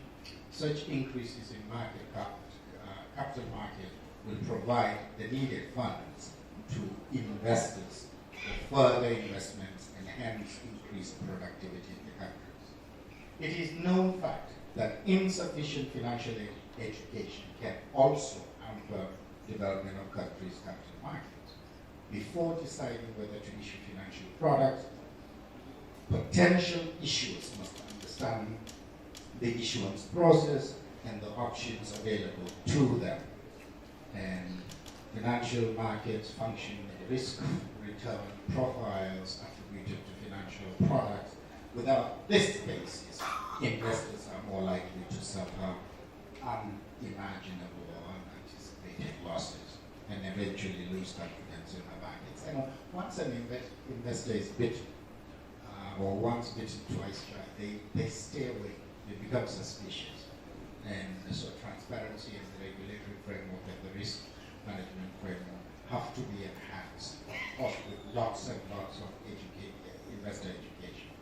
ability to improve market access and efficiency by improving data collection and dissemination, enhancing competitiveness of the market infrastructure, financial intermediation industry, and developing and growing standard types of products and transactions is an essential recommendation for development and improvement in the market participation. Also by improving the investor value proposition through enactment of reforms that encourage both foreign and domestic investments, tax regime that align with financial development objectives, strengthen regulatory and legal frameworks that protect investors, and strong corporate governance. The investment landscape will take a positive outcome. Stable and well-functioning markets require broadly diversified investor base. As such, capital inflows to emerging markets can increase market liquidity, and foreign investors frequently provide pressure for reform during the market's early development stage. At the same time, domestic investors often provide stability. The larger the domestic investor base, the better and more stable one has in one's capital market. At the same time, the positive impact of the number of deals also calls for proper policies to be implemented so as to attract more investors to invest in the market. There is also the need to relax some stringent registration and operating procedures to enable more people and organizations to participate in the market. Government can influence policies to encourage increased issuer participation through optimal issuance processes and procedures and economic policies that encourage investment in the capital market. There is the need to institute policies that will further increase the value of market transactions in the market. As stated earlier, there is a need to remove any kinds of hindrances on the part of prospective investors to increase volume and value of transactions in the market. Yes, increase in investments in the capital market will lead to economic growth in the country. We attempted to examine the impact and interplay of capital markets on economic growth in Nigeria, utilizing capital market variables such as market capitalization, number of deals in the market, value of transactions, and interest rates through the years. There is a general consensus that the development of efficient capital markets can promote the growth of any economy. However, there are several factors identified earlier that have prevented the development from positively occurring, contributing to economic growth in Nigeria. Capital market has a very positive and significant impact on economic growth, but does the capital market amply represent the Nigerian economy? The answer is no. However, for a solution to this crucial question, it is important that the government should implement policies that will make the market more efficient and reposition it for growth and benefit to the Nigerian economy and its people at large. There is need for government to enact policies that will engender investor confidence. Some of these include listings of state-owned enterprises, such as the NNPC, NLNG, and other similar entities. Another is to incentivize medium and large enterprises by offering listed companies an income tax discount for as long as they remain listed. Yet another is to have zero taxes for capital gains so long as investors have held the securities for longer than 1 year, although dividends can still be taxed at a nominal tax rate. Thank you so much.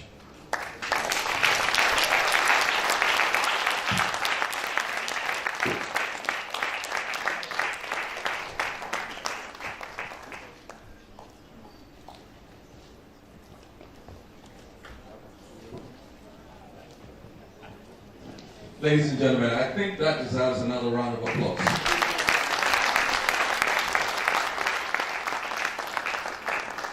You know, when I was reading the profile of Mr.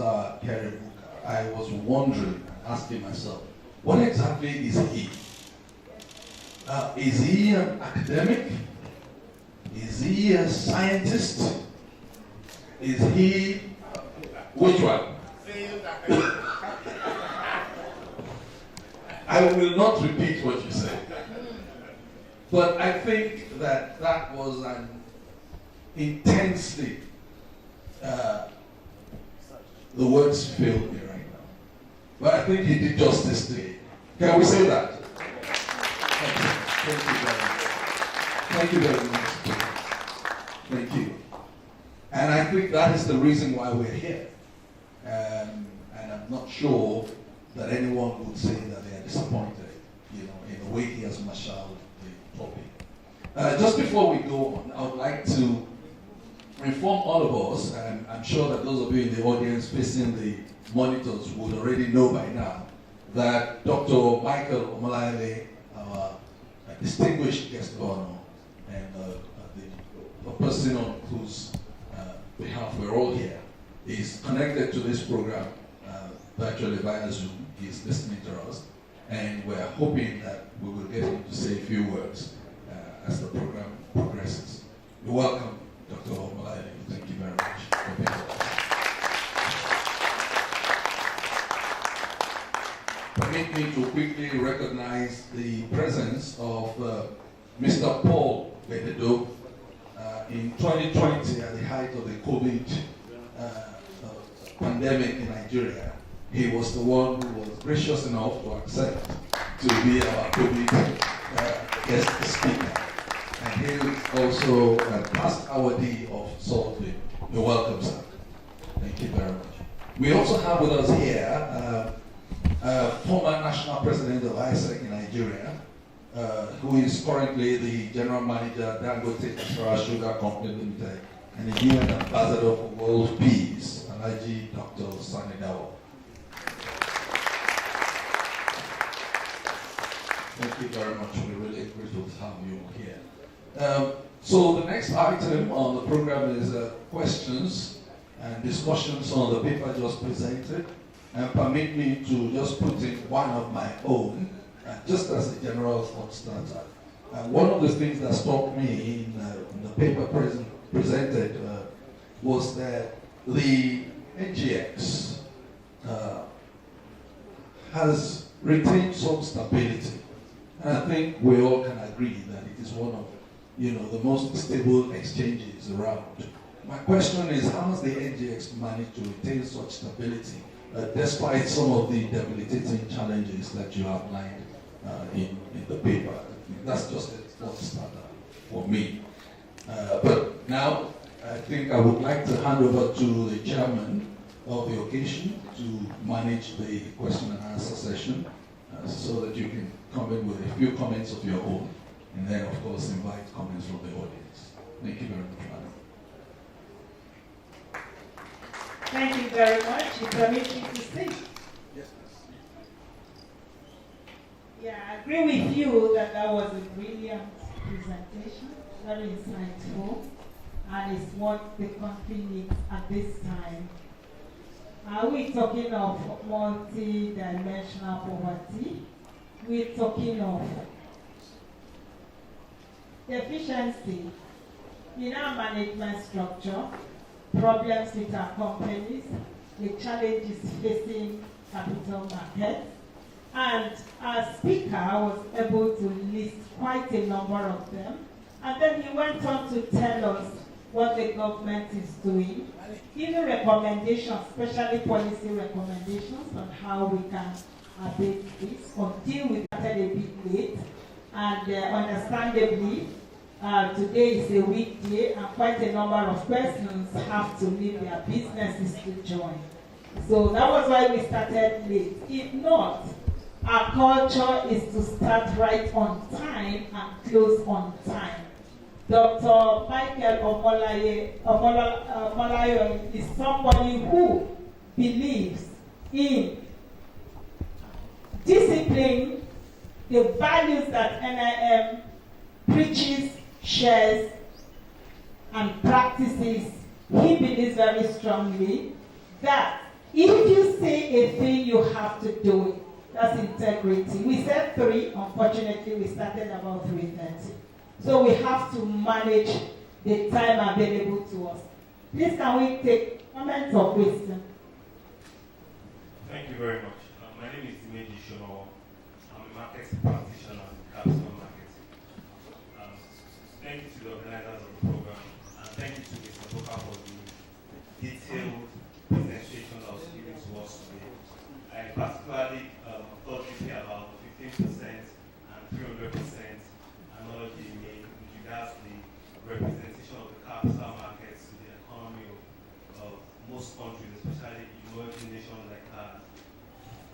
And also important to note is the very key role you played in NESG, the Nigeria Economic Summit Group. I'm particularly glad that you are now involved in the tax program that the new administration is doing. And here is why. Part of the problems we have in equities markets, especially in the real estate investment trust space, is lack of clarity on taxation. So we, the market practitioners, get lots of inquiries from the diaspora and from foreign investors. But we always have problems when we try to seek clarity on taxation from the SEC and from revenue.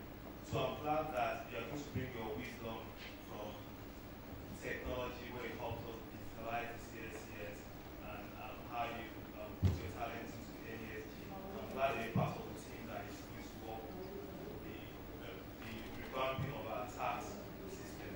So I'd like you to tell us about it. Also, I'd like you to put that in your notes for discussion between 8 and 10 p.m. Thank you. Thank you. Okay, I'm going to give you numbers. Please, if you want to make a comment or ask a question, let me see. I'm just going to give you numbers. We're going to take just 5. We've had one already. 2, the one in white. 3, and 2 more. Okay, we just have 3. Okay, 4, and the last hand, please. Yeah, taking you, sir. The last hand.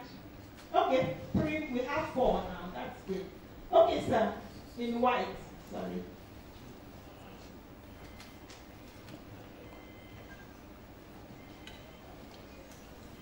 Standing on existing protocols, my name is Nona Powell.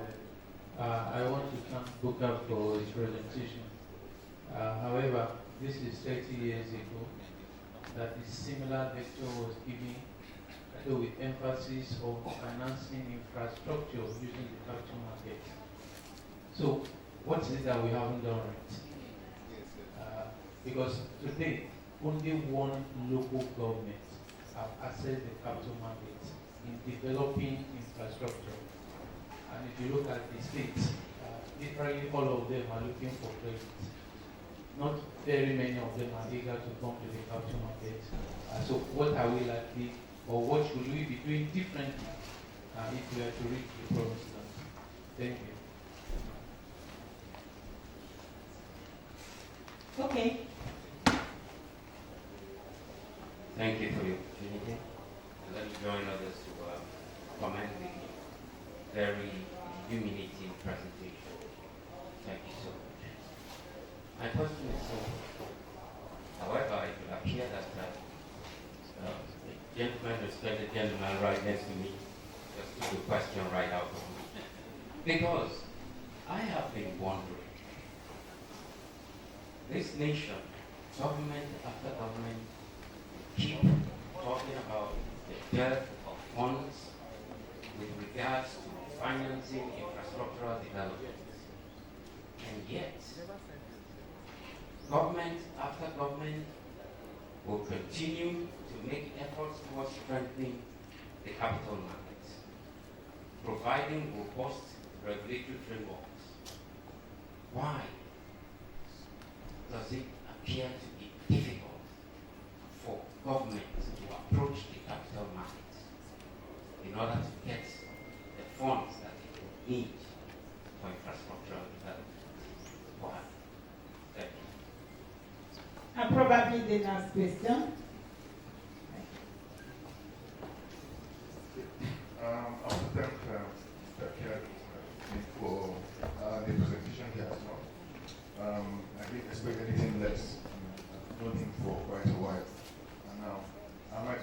very simple. In recent months, the generality of Nigerians, have had their cash flows, highly impacted, by decisions that have been taken, which of course I don't want to repeat here. Mine is to say, how does someone whose funding situation has become gravely affected, able to participate in all that we expect in the capital market, especially if you're looking for returns and things like that. I just want us to maybe educate the crowd that we have here and the younger folk, those who think they do not have. What do you do? How do you participate, actively in the process in the capital market? Thank you. Mr. Bukar, Thank you, Chair. The first one is my neighbor. I'll take it as a comment. I work with a gentleman. He's our chairman of the committee, Taiwo Oedele. We basically, on our first inaugural meeting, he said, I was advised to give each one of you a non-disclosure form to sign, but each and every one of you around the table is a person of integrity. Therefore, there is a gag order. You don't talk about any of the things we discuss. And so but I would definitely take note. And the reason we were inviting some of the regulatory agencies to come and share their stories, and also people on the other side of the regulatory arm, is so that we can fully understand before we make recommendations. And by the way, the one thing I can share about the committee is that it's large in number, around 50 people. We are split into 3 subcommittees. I chair one of the subcommittees. And out of my subcommittee, we split into 3 working groups. So each working group has a mandate. And the reason is that we were supposed to give quick wins. So that was the first 30 days, we were supposed to give quick win recommendations. And then the next milestone is 6th month. We are going to lay out detailed recommendations of what needs to happen. And then for the remainder of the 6 months, which will amount to a total of 1 year, is to put an implementation plan for the recommendations we have espoused for that 6th month goal. So it's not like consultants where you make a recommendation and walk away. We're supposed to also, if there are laws that need to be changed or whatever, or certain things that need to be cancelled or eliminated, we will also share with them the kind of things that government needs to do. So that's what the first one. But I'll definitely take note of the comments. Mr. Awo, we meet again, usually in different gatherings, but I'm still at the high table. You know what I'm talking about, all the capital market practitioners, Mr. Awo. It's a very frustrating thing, honestly. We talk about the position that capital market has, or the role that capital market has in financing long-term infrastructure. I had scribbled something on my notes, but I didn't share it. I said I wish to see more local governments coming into the capital markets. Look, the reason is very simple. In the US, municipal bonds are a huge asset class. In fact, you buy municipal bonds because you don't pay state or federal taxes. It's so nice. And because at the end of the day, the closest government to the citizens is the local government. It's your city authorities. And they are visible to you. You go out and the gutter is not clean or the road has potholes. You don't blame somebody in Abuja. You blame the local government chairman. And if that is well understood by the average citizen, then the pressure ought to be that the local governments would be the center for development. And how can they do it? Of course, they have to do it by issuance of bonds and or taxing properties and property-related things, and internally generated revenue, etc., etc.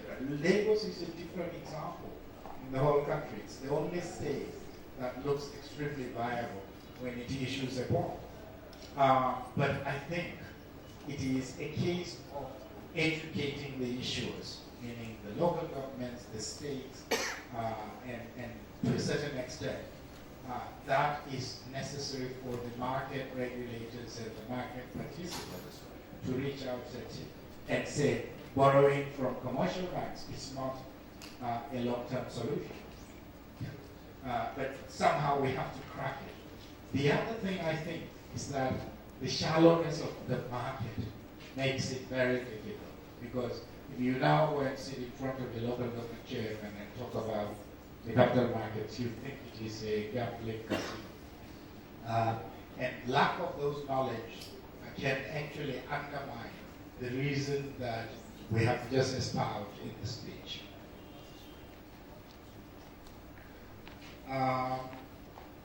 So again, the third question, why does it appear to be difficult for government to raise funds? And I think it is the same reason. Depth of the market being shallow, lack of understanding of the government decision makers, because it is better than borrowing from banks and keep rolling it year on year. The interest rates are extremely high. This is the only place where the yield curve is inverted for a long time. And it's a sign of distress of the economy when you have an inverted yield curve. Okay. Idris, nice to see you again. Idris has been a colleague in FSB a long time ago. The thing about investing in the capital markets, if one is young and starting to invest, I want you to look at investing for the long haul.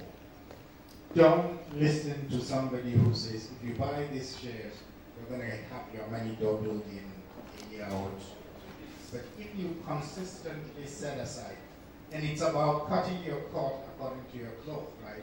If you consistently put 10 to 15% of your household income every year into the capital, into the buying equities, and you can decide to just buy blue chip stocks, the banks,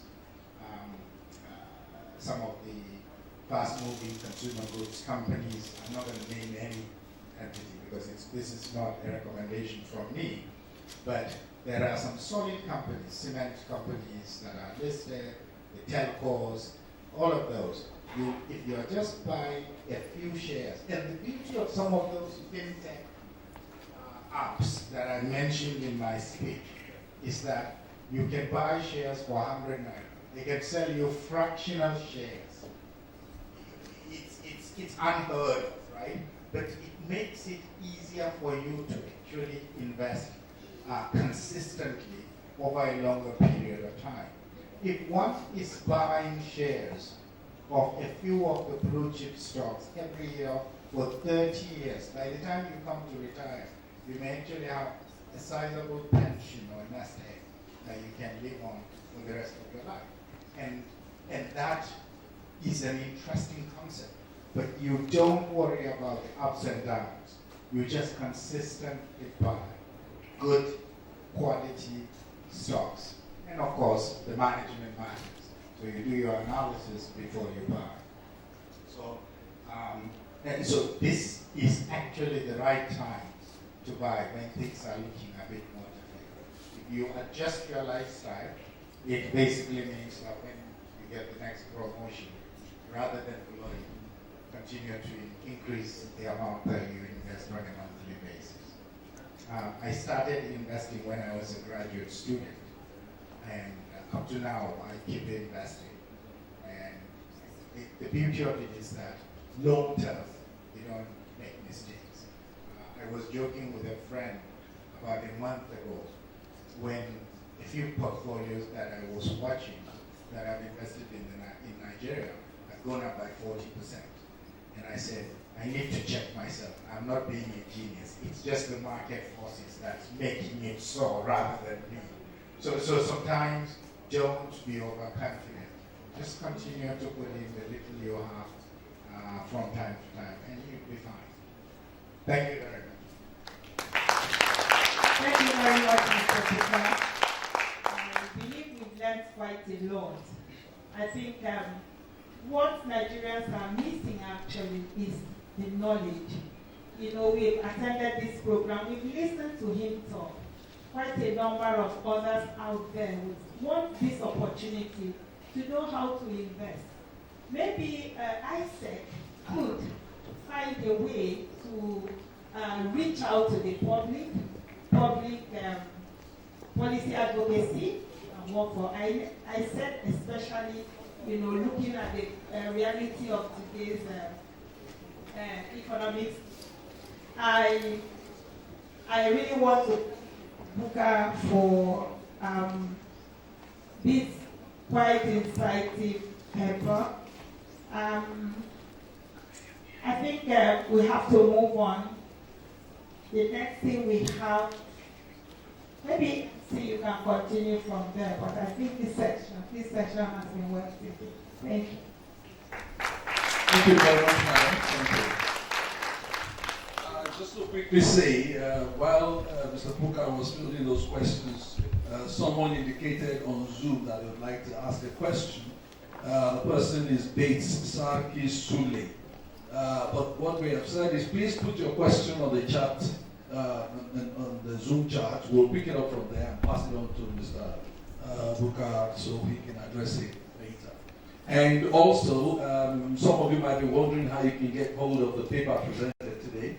If you have registered to attend this program, we will send you the paper via email, so you can also pick it up. And I'm sure that Mr. Bukar is always available to field the question. Thank you very much. Thank you. Please let us give him another round of applause for that. Excellent. Now we have come to another significant junction in our program, and it is the salt bin moment. Please permit me to invite Otumba Sheni Adeju, who will anchor this segment of the program.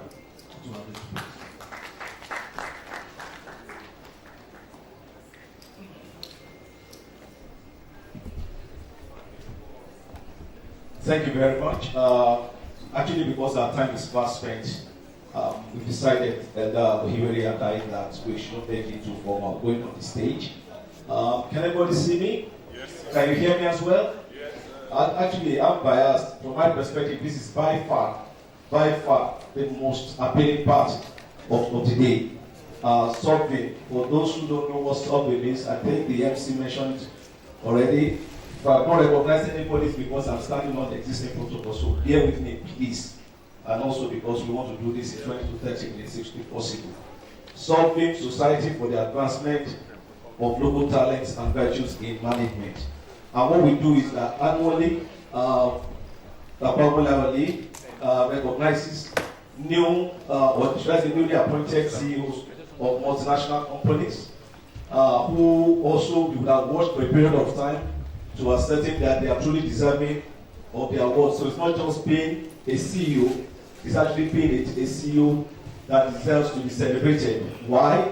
We want these CEOs to be role models for upcoming young management, enthusiasts. Is that enthusiasts? How do you call it?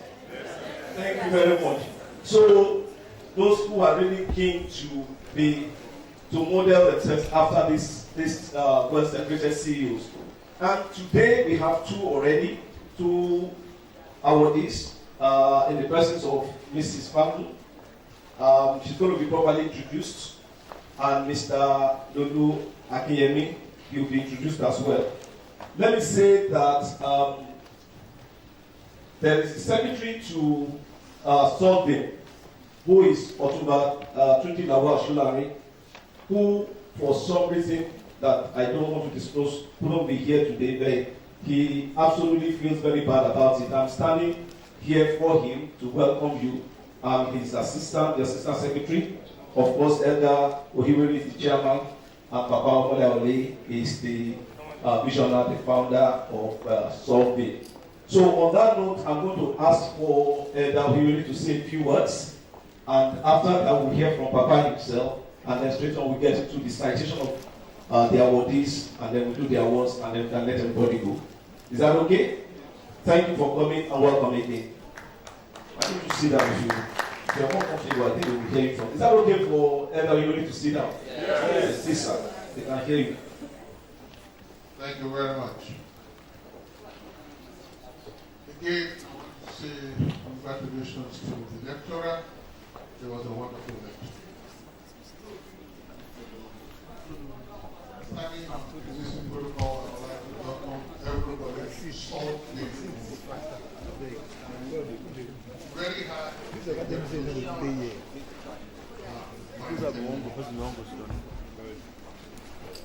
The founder of Salt is the man who is being honored.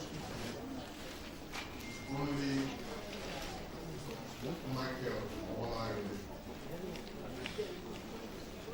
What is very particularly extraordinary is the fact that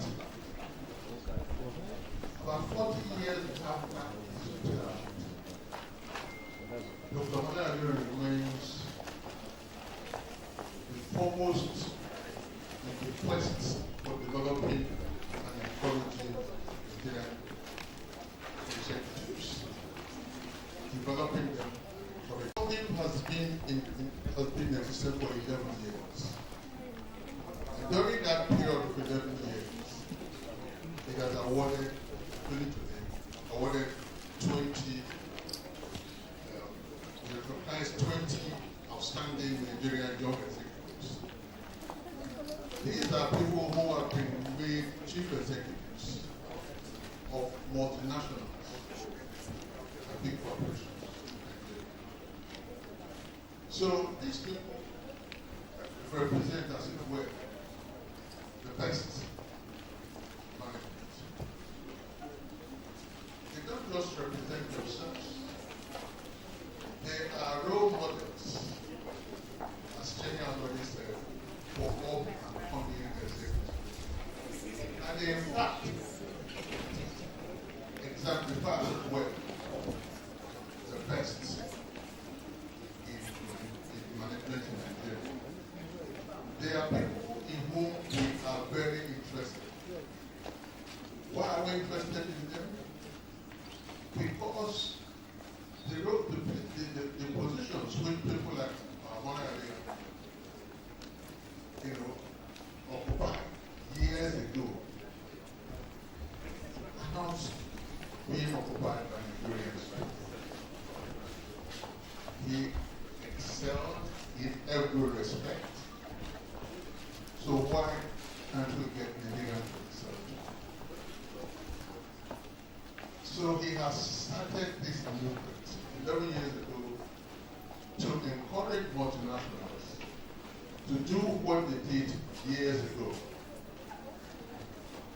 What do we expect from these people who are being honored? We expect the best management ethics. We expect exemplary transparency. We expect them to be people of outstanding integrity, so that they will be the ambassadors to the rest of the world of what Nigerians can do and what Nigerians are doing in their own country. The 20 awardees we've had over the years span across a wide range of activity. We've had people from food and beverage industry, telecoms, petroleum, contemporary, pharmaceutical, construction. Today, 2 people from honored from the construction industry. And they are here with us. having me, Mr. Bukar, Inlaks.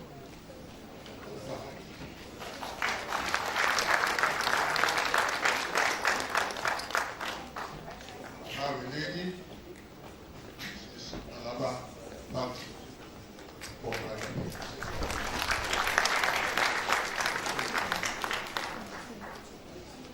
These are outstanding, young, enterprising, successful Nigerians in their field who have been appointed recently as chief executives of their companies. As I said before, I want to expect the best. The best the best executive. And they will become role models for young, aspiring individuals. The top is available. The top is for Nigerians in Nigeria. We are showing what we can do in other parts of the world. We can do more. Few words to say again to the organizers of this event. May the Lord continue to prosper you. May the Lord continue to give you all the resources and everything you need to make this annual lecture a successful event. May the Lord bless Southfield. May the Lord bless Nigeria. Thank you, sir. It's best to cover and you really another round of applause, please. Sorry to interrupt the program. Please, if you are the owner or driver of the black Nissan registration number KJA 155HZ, kindly go out. Your attention is needed. Thank you very much. Thank you very much. Thank you, sir. I thought you would have given the awardees of today a more rousing applause because to get the position of CEO in a multinational company as in Nigeria, I will tell you like my daughter says, she says it's no beans. I never know what the connection with beans is. But the truth is that it's really not easy. I mean, because they have been there. And when I see people like this, who have not just been the CEOs, but who have been considered by Papa Omolayole as being worthy of this award, I repeat, is something that is really monumental. Please help me give them another round of applause. Congratulations to both of you. I've been there, I've been an awardee before, and so this is the reason that I chose to participate in this. I think it's really fantastic. I think we should do the citation of the awardees and give the awards before we ask Papa to give his speech so he can round up, if that's okay. Interest of time, then we can have the awardees respond to that. So let's please put back on cue that as soon as we give the awards, which will be given by Elder Ohibiri, then we can have Papa give his speech. Let me ask Mrs. Alabafa to please step out. We don't want to give her a round of applause as she does. Thank you. Please, the audience, and what we want to do is to read your citation.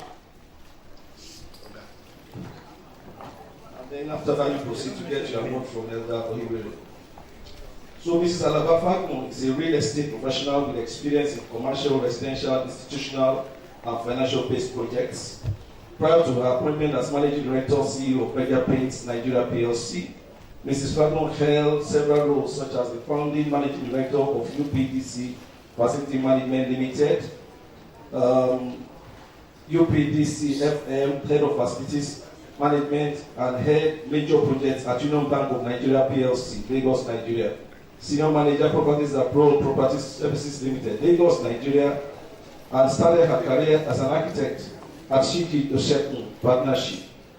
Thereafter, working at the Architects Co-Partnership, Hertfordshire, United Kingdom, and other architectural and real estate companies, where she gathered field experience. She holds Bachelor of Environmental Science and Bachelor of Architecture distinction degrees both from the University of Lagos, Nigeria. Great applause, guys. Great applause, guys. Great. She's a member of the Institute of Workplace and Facilities Management, IWFM. Ms. Bagmo was appointed the Managing Director, CEO of Berger Paints Nigeria PLC, 24th October 2022. She's a member of the Board Finance and General Purpose Committee as well. So I hereby present Mrs. Alaba Bagmo to you, sir. One of the photographers. Please get there. And I will be doing this on behalf of Papa Omolayole.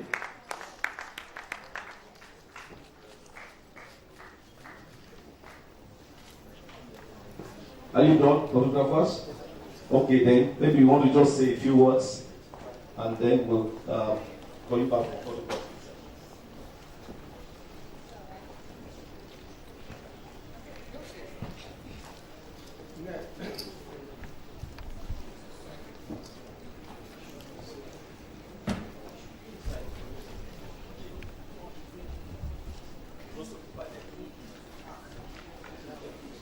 She collected it already.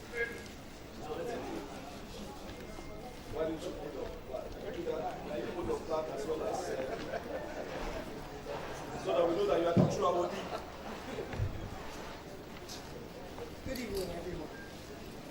Observing more protocol, I stand before you today to have full gratitude and humility as I accept this prestigious award from Solvay.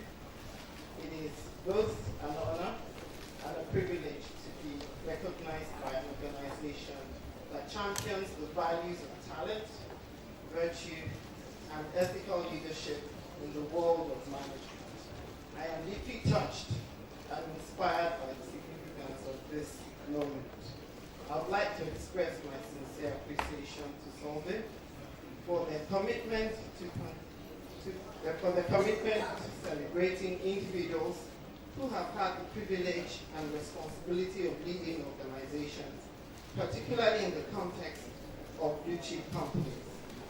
This recognition is not just a personal achievement, but a testament to the dedicated teams and colleagues who have worked tirelessly alongside me at Berger Paints Nigeria PLC.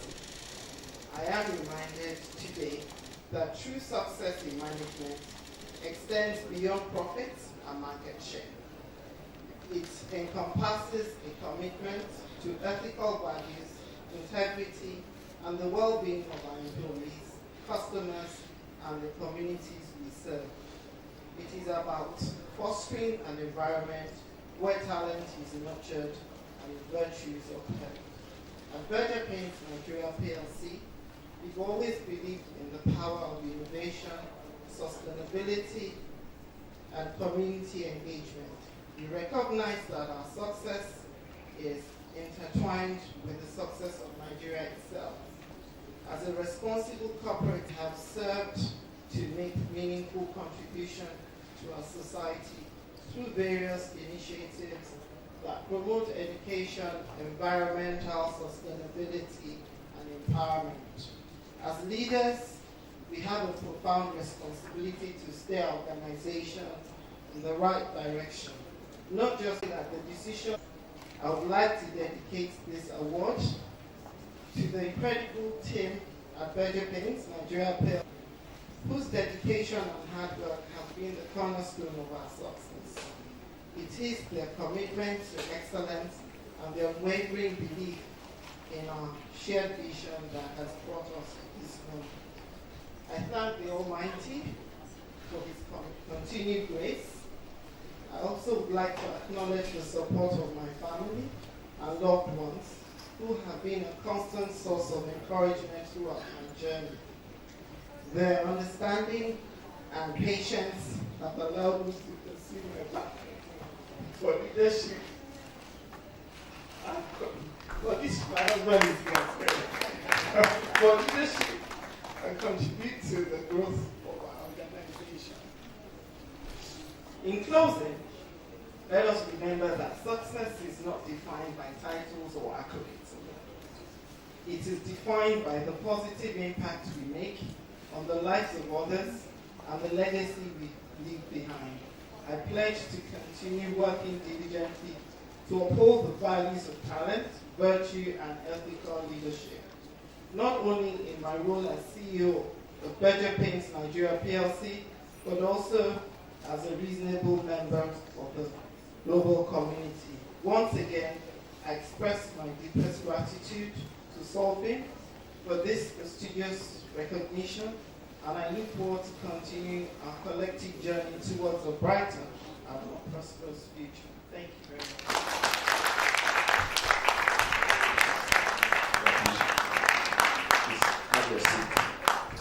We're going to call in the second and the last awardee for today, Mr. Lulu Alade Akinyemi, to please come forward.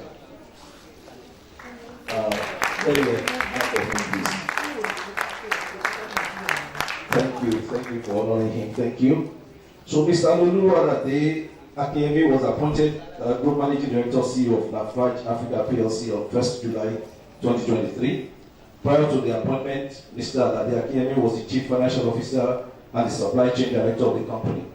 He was appointed an Executive Director to the board on the 8th of April 2020. Mr. Lulu Alade Akinyemi has over 20 years of cross-functional experience in finance, supply chain, business development, and sales. Lulu is a seasoned business executive with multifaceted international experience and accomplishments in turnaround situations, transforming processes to improve business performance, fostering growth in challenging business environments, and profit and loss oversight. Prior to joining Lafarge in 2014, he was Finance Director of Business for Nigeria PLC for 4 years, and he was at the Coca-Cola Company for 16 years, where he worked in the UK, Belgium, Ghana, and Nigeria, taking increased responsibilities in finance, business development, supply chain, and sales. He started his career as a trainee at ExxonMobil.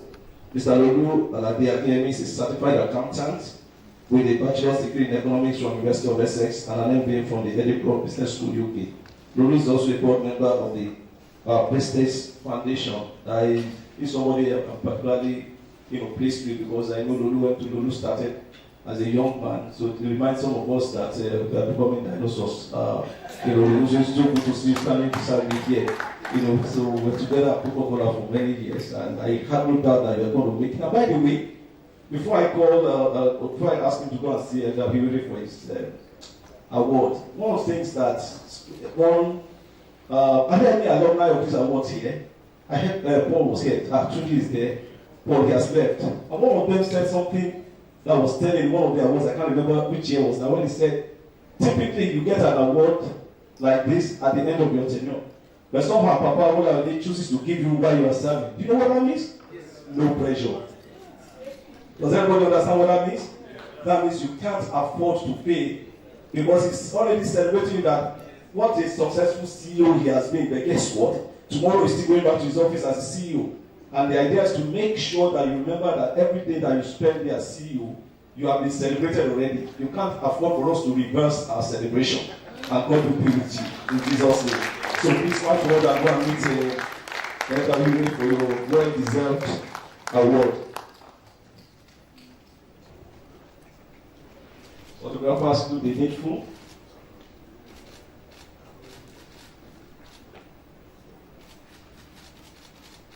Lodon, thank you very much.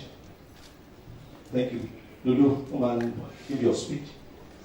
Photographers, you can take your lead, please. You can see that this is a very quick session, because these are businessmen, right? I'm not saying others are not businessmen. They are talking about CEOs here. Everything, straight to the point. Thank you very much. All protocols observed. Good afternoon, distinguished ladies and gentlemen.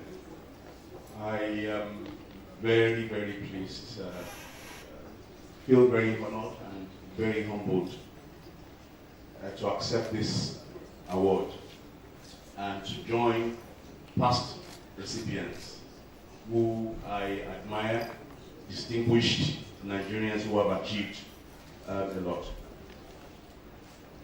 I would like to specially thank God I would like to especially thank God for this privilege. I believe this is a privilege.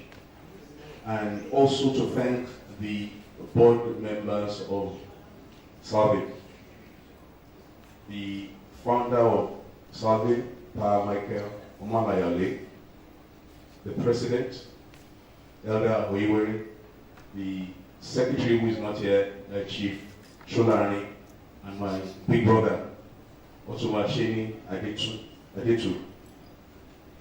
Great companies, multinationals, as well as SMEs, and even family businesses, whether small or big, contribute immensely to the national economic development and social welfare of Nigeria. You know, we've got a beautiful country in Nigeria. The whole cry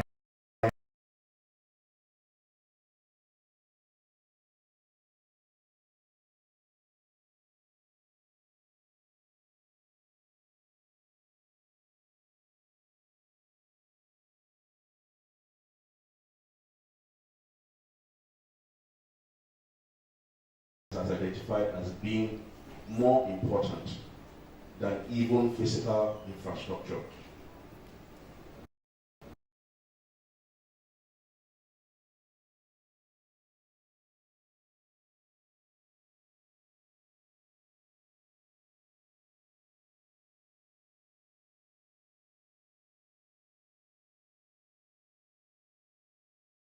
Local talent, but also recognizes and rewards the role of virtue in leadership, without which great talents cannot be nurtured and inspired. You know, there's a general thing going on sustainability. To build a sustainable organization, virtue and developing talent, it's a key element. It's one of the key elements of sustainability. I fully align with the mission of Salvin. And this is why this award is so important to me. For the board members of Salvin, their selflessness to go the extra mile to actually encourage, motivate, and nurture the local and inspire people to aspire. It is much appreciated reward for, like my brother said, modest achievement. I mean, I took on this role about 2-3 months ago, and to be recognized is very special. I'd like to thank my family for the support they've given me. Like I said, grateful to God. It takes, the expectation is very high. It takes the grace of God to achieve and to even overachieve on the expectations. So my pledge to everybody today that the expectation is high, that I will uphold the standard and I will make this great nation proud. Thank you very much.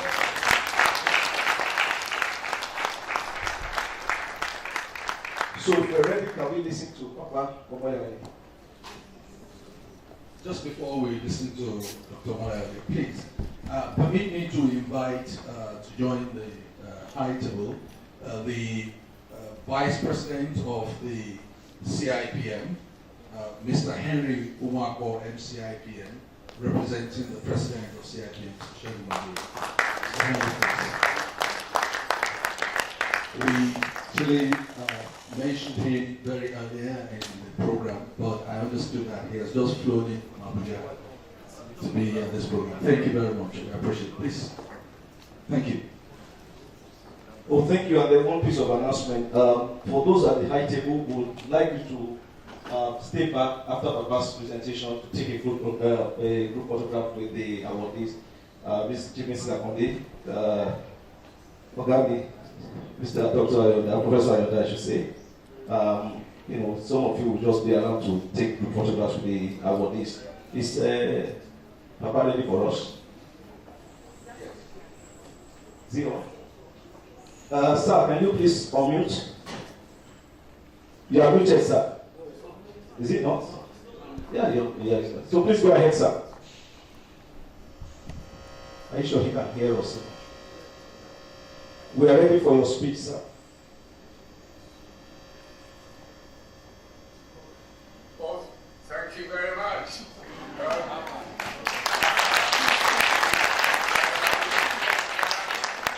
Consequently, I'm just going to speak to them.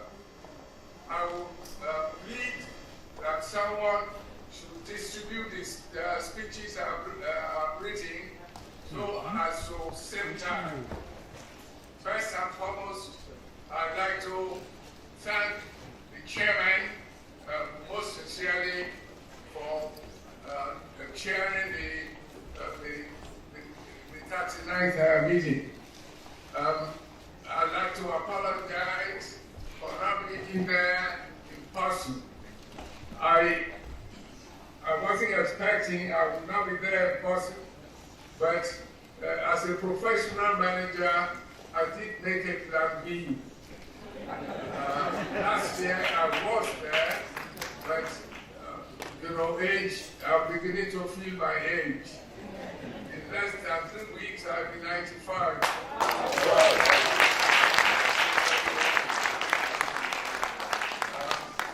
I also like to thank very much the guest speaker.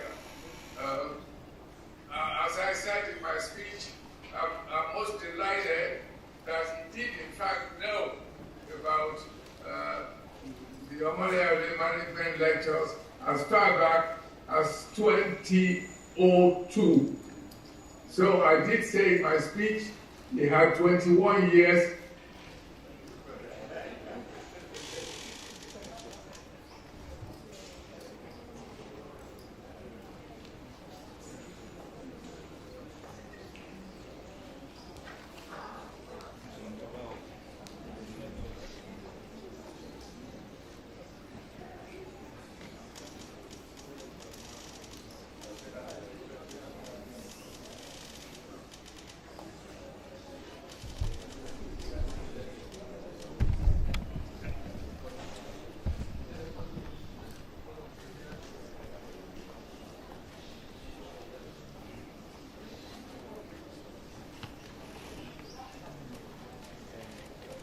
Hello, I think obviously we're having a network challenge here. I understand it might be from his side. So we just exercise a little patience there.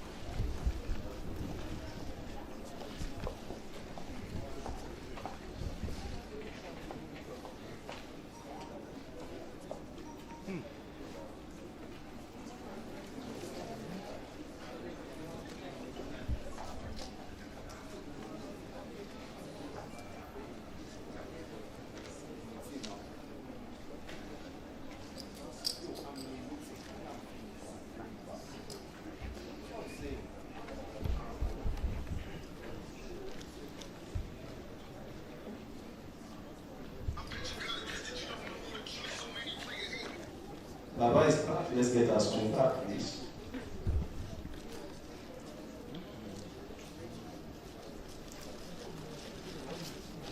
So now it's our time to work that out.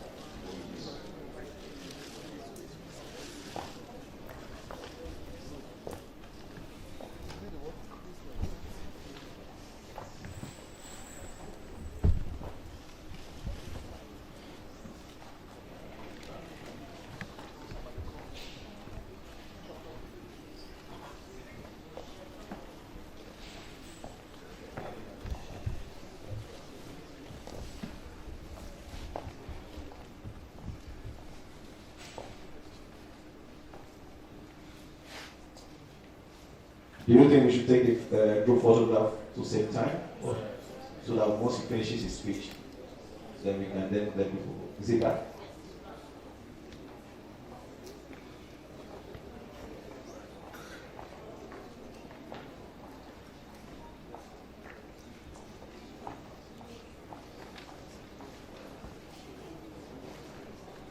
Why can't you hear?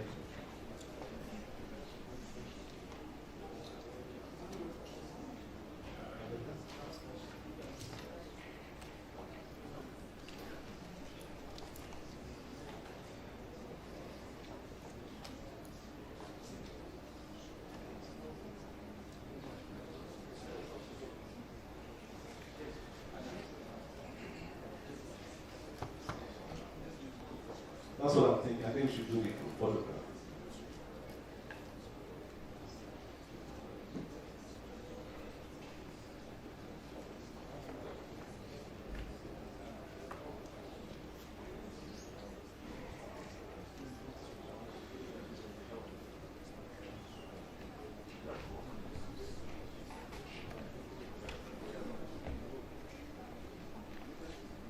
I think while we're waiting for him, we should do the group photograph, please.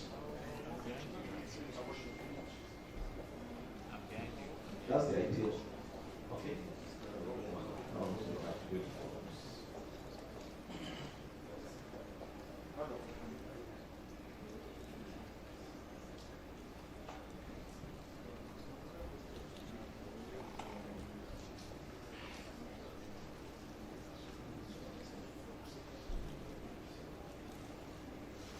Fantastic. Hello, we can hear you, sir.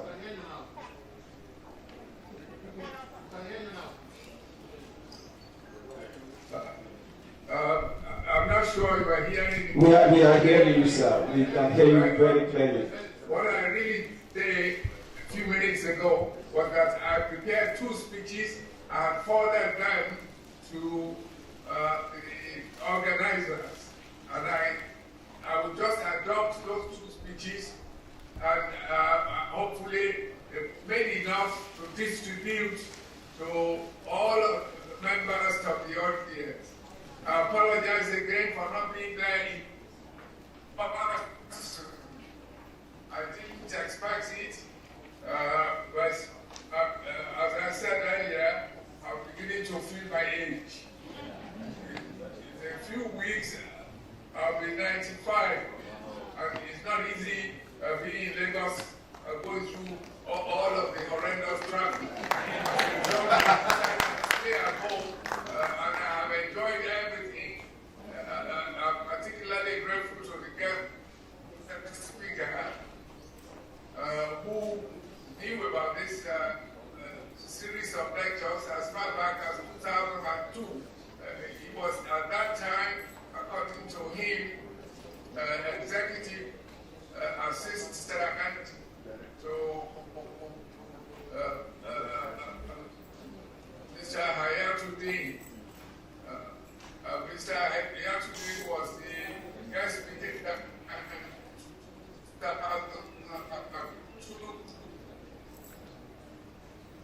So I humorously put it that I was grateful to him.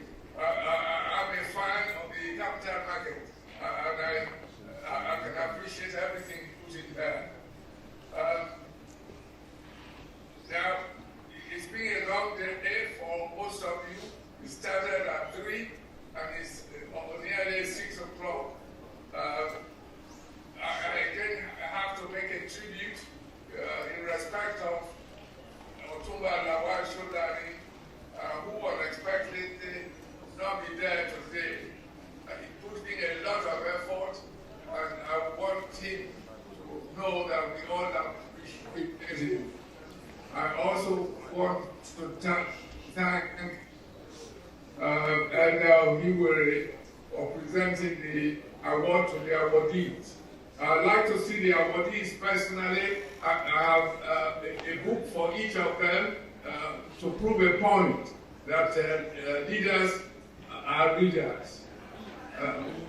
Finally, I think it's been another wonderful event which the young people who are there in the audience will appreciate very much. Thank you all for being there, and God bless you. I'm sure one person is there who deserves a very special mention. That must be Shola Oyetayo. He has attended personally all the 35 lectures. will keep up with him. But, you know, nature doesn't allow an old man to go on forever. I could guess in 30 years' time, he will still be there. Wow. Draco will be difficult to beat. Thank God. I wish you safe journey back to your very own destination. I was going to give you a joke as usual, but please give up. Go ahead, sir. Yeah, but fine. Go ahead, sir. The simple joke is this: the lecturer really delivered his lecture with a bang, and I said in my little lecture that it reminded me of a man who went for a promotion interview. He was a traffic officer for the railway in the United Kingdom. He sat before a panel of 4 people, and the chairman was determined to play the role of an impossible interviewer. And he answered every question exceptionally well, but the chairman was determined.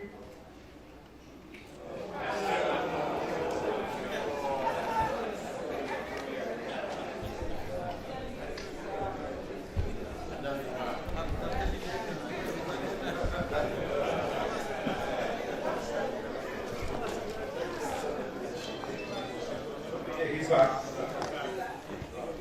You are back, sir.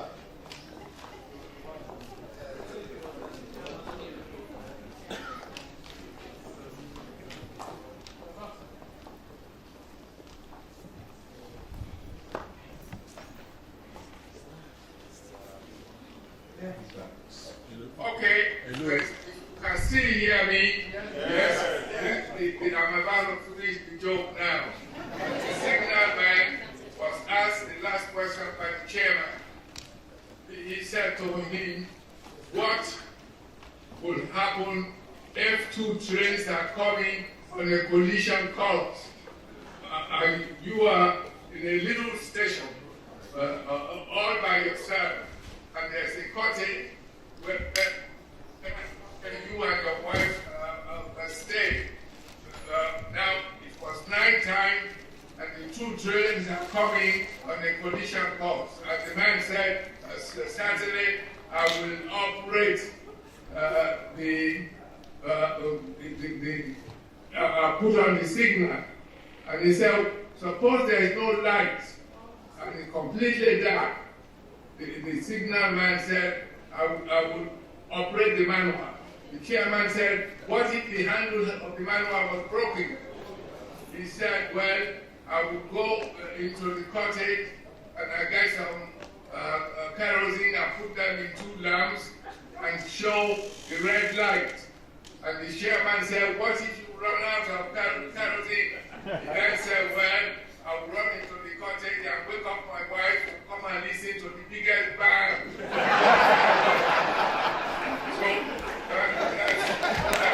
Thank you very much, sir. Thank you very much, sir. Please give him another round of applause, please. Please.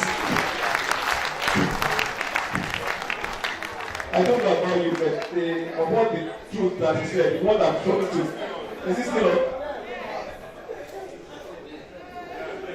Are you still on, sir?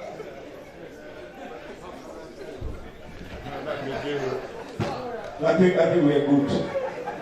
The one that I'm struggling to agree with is that he keeps saying that he's feeling his age. But to me, I'm not saying 95 the way he's talking. And maybe it's only me. I mean, if you can do like this at 75, you are doing wonderfully well.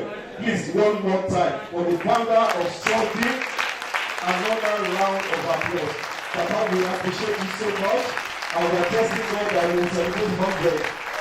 Personally, I was there in your house at 90, and we celebrate 100. The interesting thing, I thought Joe was going to say, when he celebrated his 90, he brought out a knife. And he said, can anybody guess how old this knife is? The knife was going to cut his cake. And he said, can anybody guess how old this knife is? I think, Shola, you were there. And everybody was here 5 years, 10 years. I said, no, this knife is actually older than many of you here. This knife is 70 years old. Knife, 70 years old. They thought about when he bought it in the UK and how he's been keeping it along and using it to cut his cake every year. Baba, you are icon by all counts. A 70-year-old. So honestly, what is left is to thank everyone on behalf of Otumba Tunji Nawas Cholani, who is the Secretary of Solving, who was supposed to do the vote of thanks, to thank you for coming and to hope that you enjoyed your time and to congratulate the awardees again and say that we expect you to continue to role model all the things we've talked about. Thank you and God bless. On this note, I'm going to invite everybody on the high table to please come and join Elder Odiwele. Yeah. We'd like to hand over to you. Before we do that, please let's take a group photograph because the Solving people, I know how we engage them. No. What I'm saying to you. Oh, no, we're not taking over, but let them take their photographs and they can sit down. That's what I'm saying. Otherwise, if they go, you won't have photographs for the press.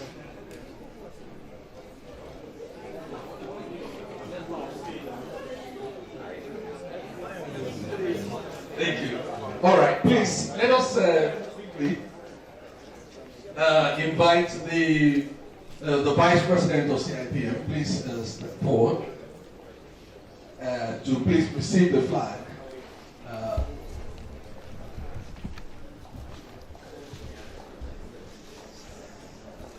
Our able chairman. Thank you very much.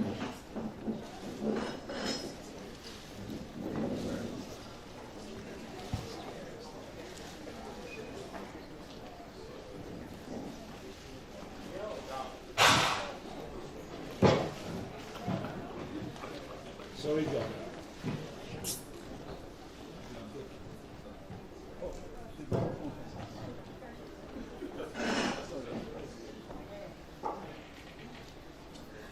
Thank you very much. I know the day is fast spent and everybody is anxious to get home. But what has to be done has to be done well. This is a partnership, and we can have partnership every year. We hand over the flag to the next partner who would be a sponsor. Last year we got the flag as NIM. Today I have the privilege of handing over this flag to the Chartered Institute of Personnel Management.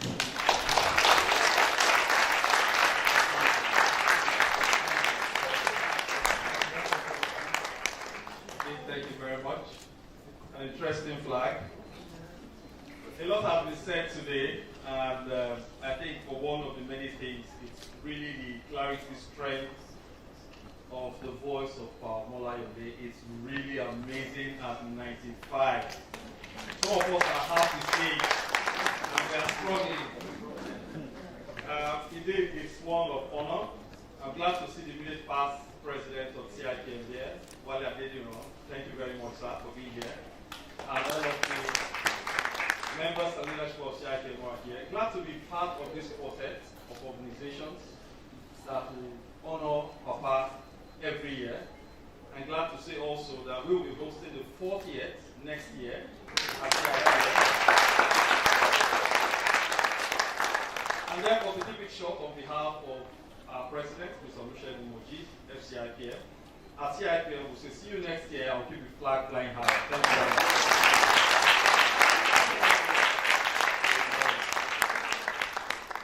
Sorry, thank you. Madam, would you like to say closing remarks? Thank you very much. Let me state here that I will join our daddy, Dr. Michael Omolayole, to say this has been a wonderful outing for everyone. I just want to recognize the fact that it's good to celebrate one while he's alive. We have somebody who has lived a life of impact, a life of value, and you could see what effect it has on everyone seated here. It's a great lesson. And while I was listening to the speeches and everything, one thing came to mind. When we leave this earth, what would we be remembered for? Dr. Omolayole has left a mark. He has left a legacy. Whether he's in or not, we will remember him for life. Our children and grandchildren, generations to come, will hear that name. It's a great lesson. And when you're following somebody, make sure that you get the mark that that person is making and see how you can fit into it. Dr. Omolayole has left a great lesson for everyone here. I've also learned today that you can do it if you want to. The consistency to carrying out this lecture for the past 39 years is amazing. And that is because we had a group of people who have purpose and who believe in the cause they're running. I encourage many more people who have like minds, who have the same values, the same beliefs, to join this partnership. It's a wonderful partnership to join, and it has a lot of effect for us positively. Let me also say it's so remarkable what Solving has done. You know, at times we tend to ignore the younger generation, and that's why we are having issues in the country. Because the young people feel, you know, the old ones know everything, and then, you know, we are trying to stifle them and so on. But what has happened today is so remarkable. And I know, apart from Solving, there are other organizations who can key into this, you know, and expand it. There's nothing wrong in recognizing 3, 4, 5 at a time. Solving, I thank you very much for this initiative. And many other organizations, whether you're a professional institute, whether you're a profit-making organization, it doesn't really matter. Key into this and encourage the young ones. These are the people that will take over from us. If we start early to build them, to build their personality, build capacity in them, I think we'll be happy as the, you know, the older ones that we are leaving a legacy behind. That defines our success. The successful leader is the one who has successes. And we have people here to take over from us. I congratulate you, award winners. And I want to encourage every young person here that you can always stand here to get an award. Thank you very much. And God take you all safely. Please, I think that round of applause should be a bit louder than that. Excellent. Thank you very much. We really appreciate everyone who's here today. We thank you very much, the guest speaker, and all those who have represented us here today. Please, while we invite those on the high table to please come down to the apron here for the group photograph, please just indulge us because the older ones will not be able to climb up. I hope you're not feeling your age. Thank you. So while we're arranging for the group photograph, I'd like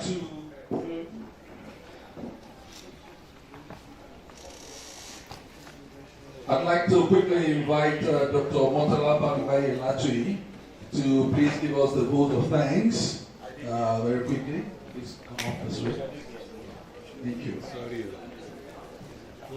And then we will round up with the OML anthem, which you will find on page 23 of your program. Thank you. Photo.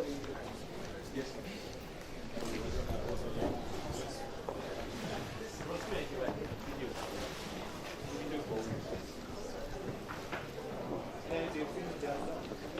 Good evening, everyone. And I must say thank you very much for staying up to this time. It's the really. You want to finish the pictures, but go ahead. Go ahead.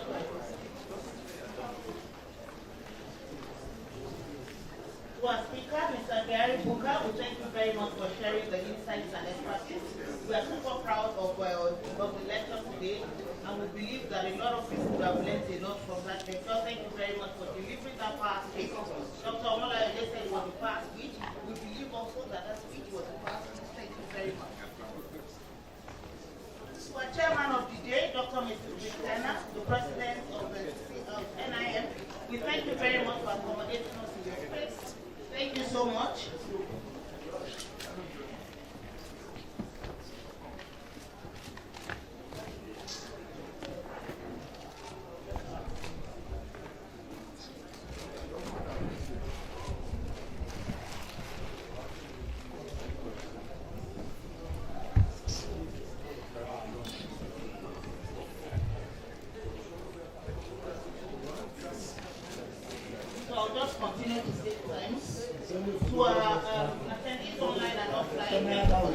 going to log on this time to celebrate you all. To our partner organization, NECA, CIPM, LCCI, we thank you for your participation and contribution to the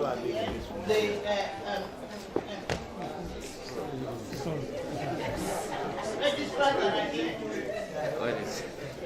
The organizing committee team, we also thank you for your contribution towards the event.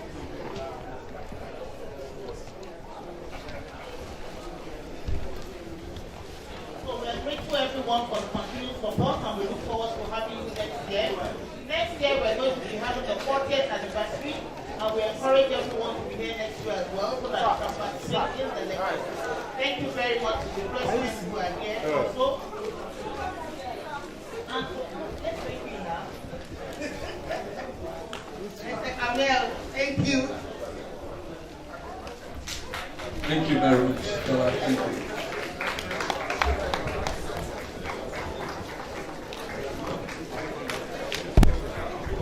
So just one last thing, because if we don't do this, I'm sure that Dr. Omolayole will not be happy with us.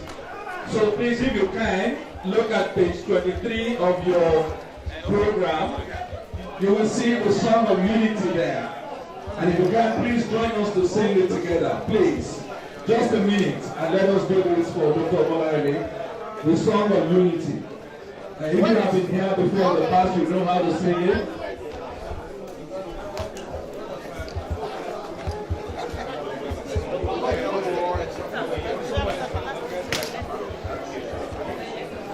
All right, so the song goes, we are better, we are better, we are better together.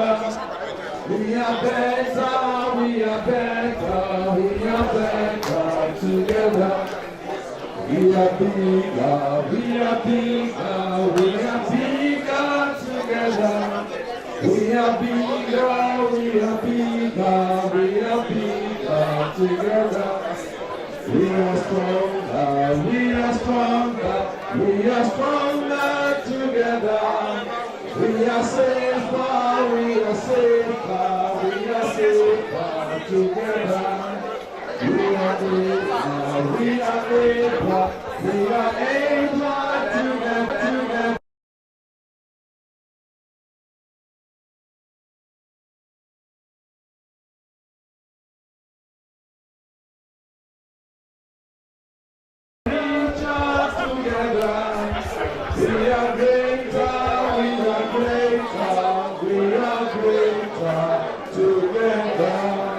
Thank you very much, and we look forward to seeing you at the 40th Omolayole Management Lecture this same time next year.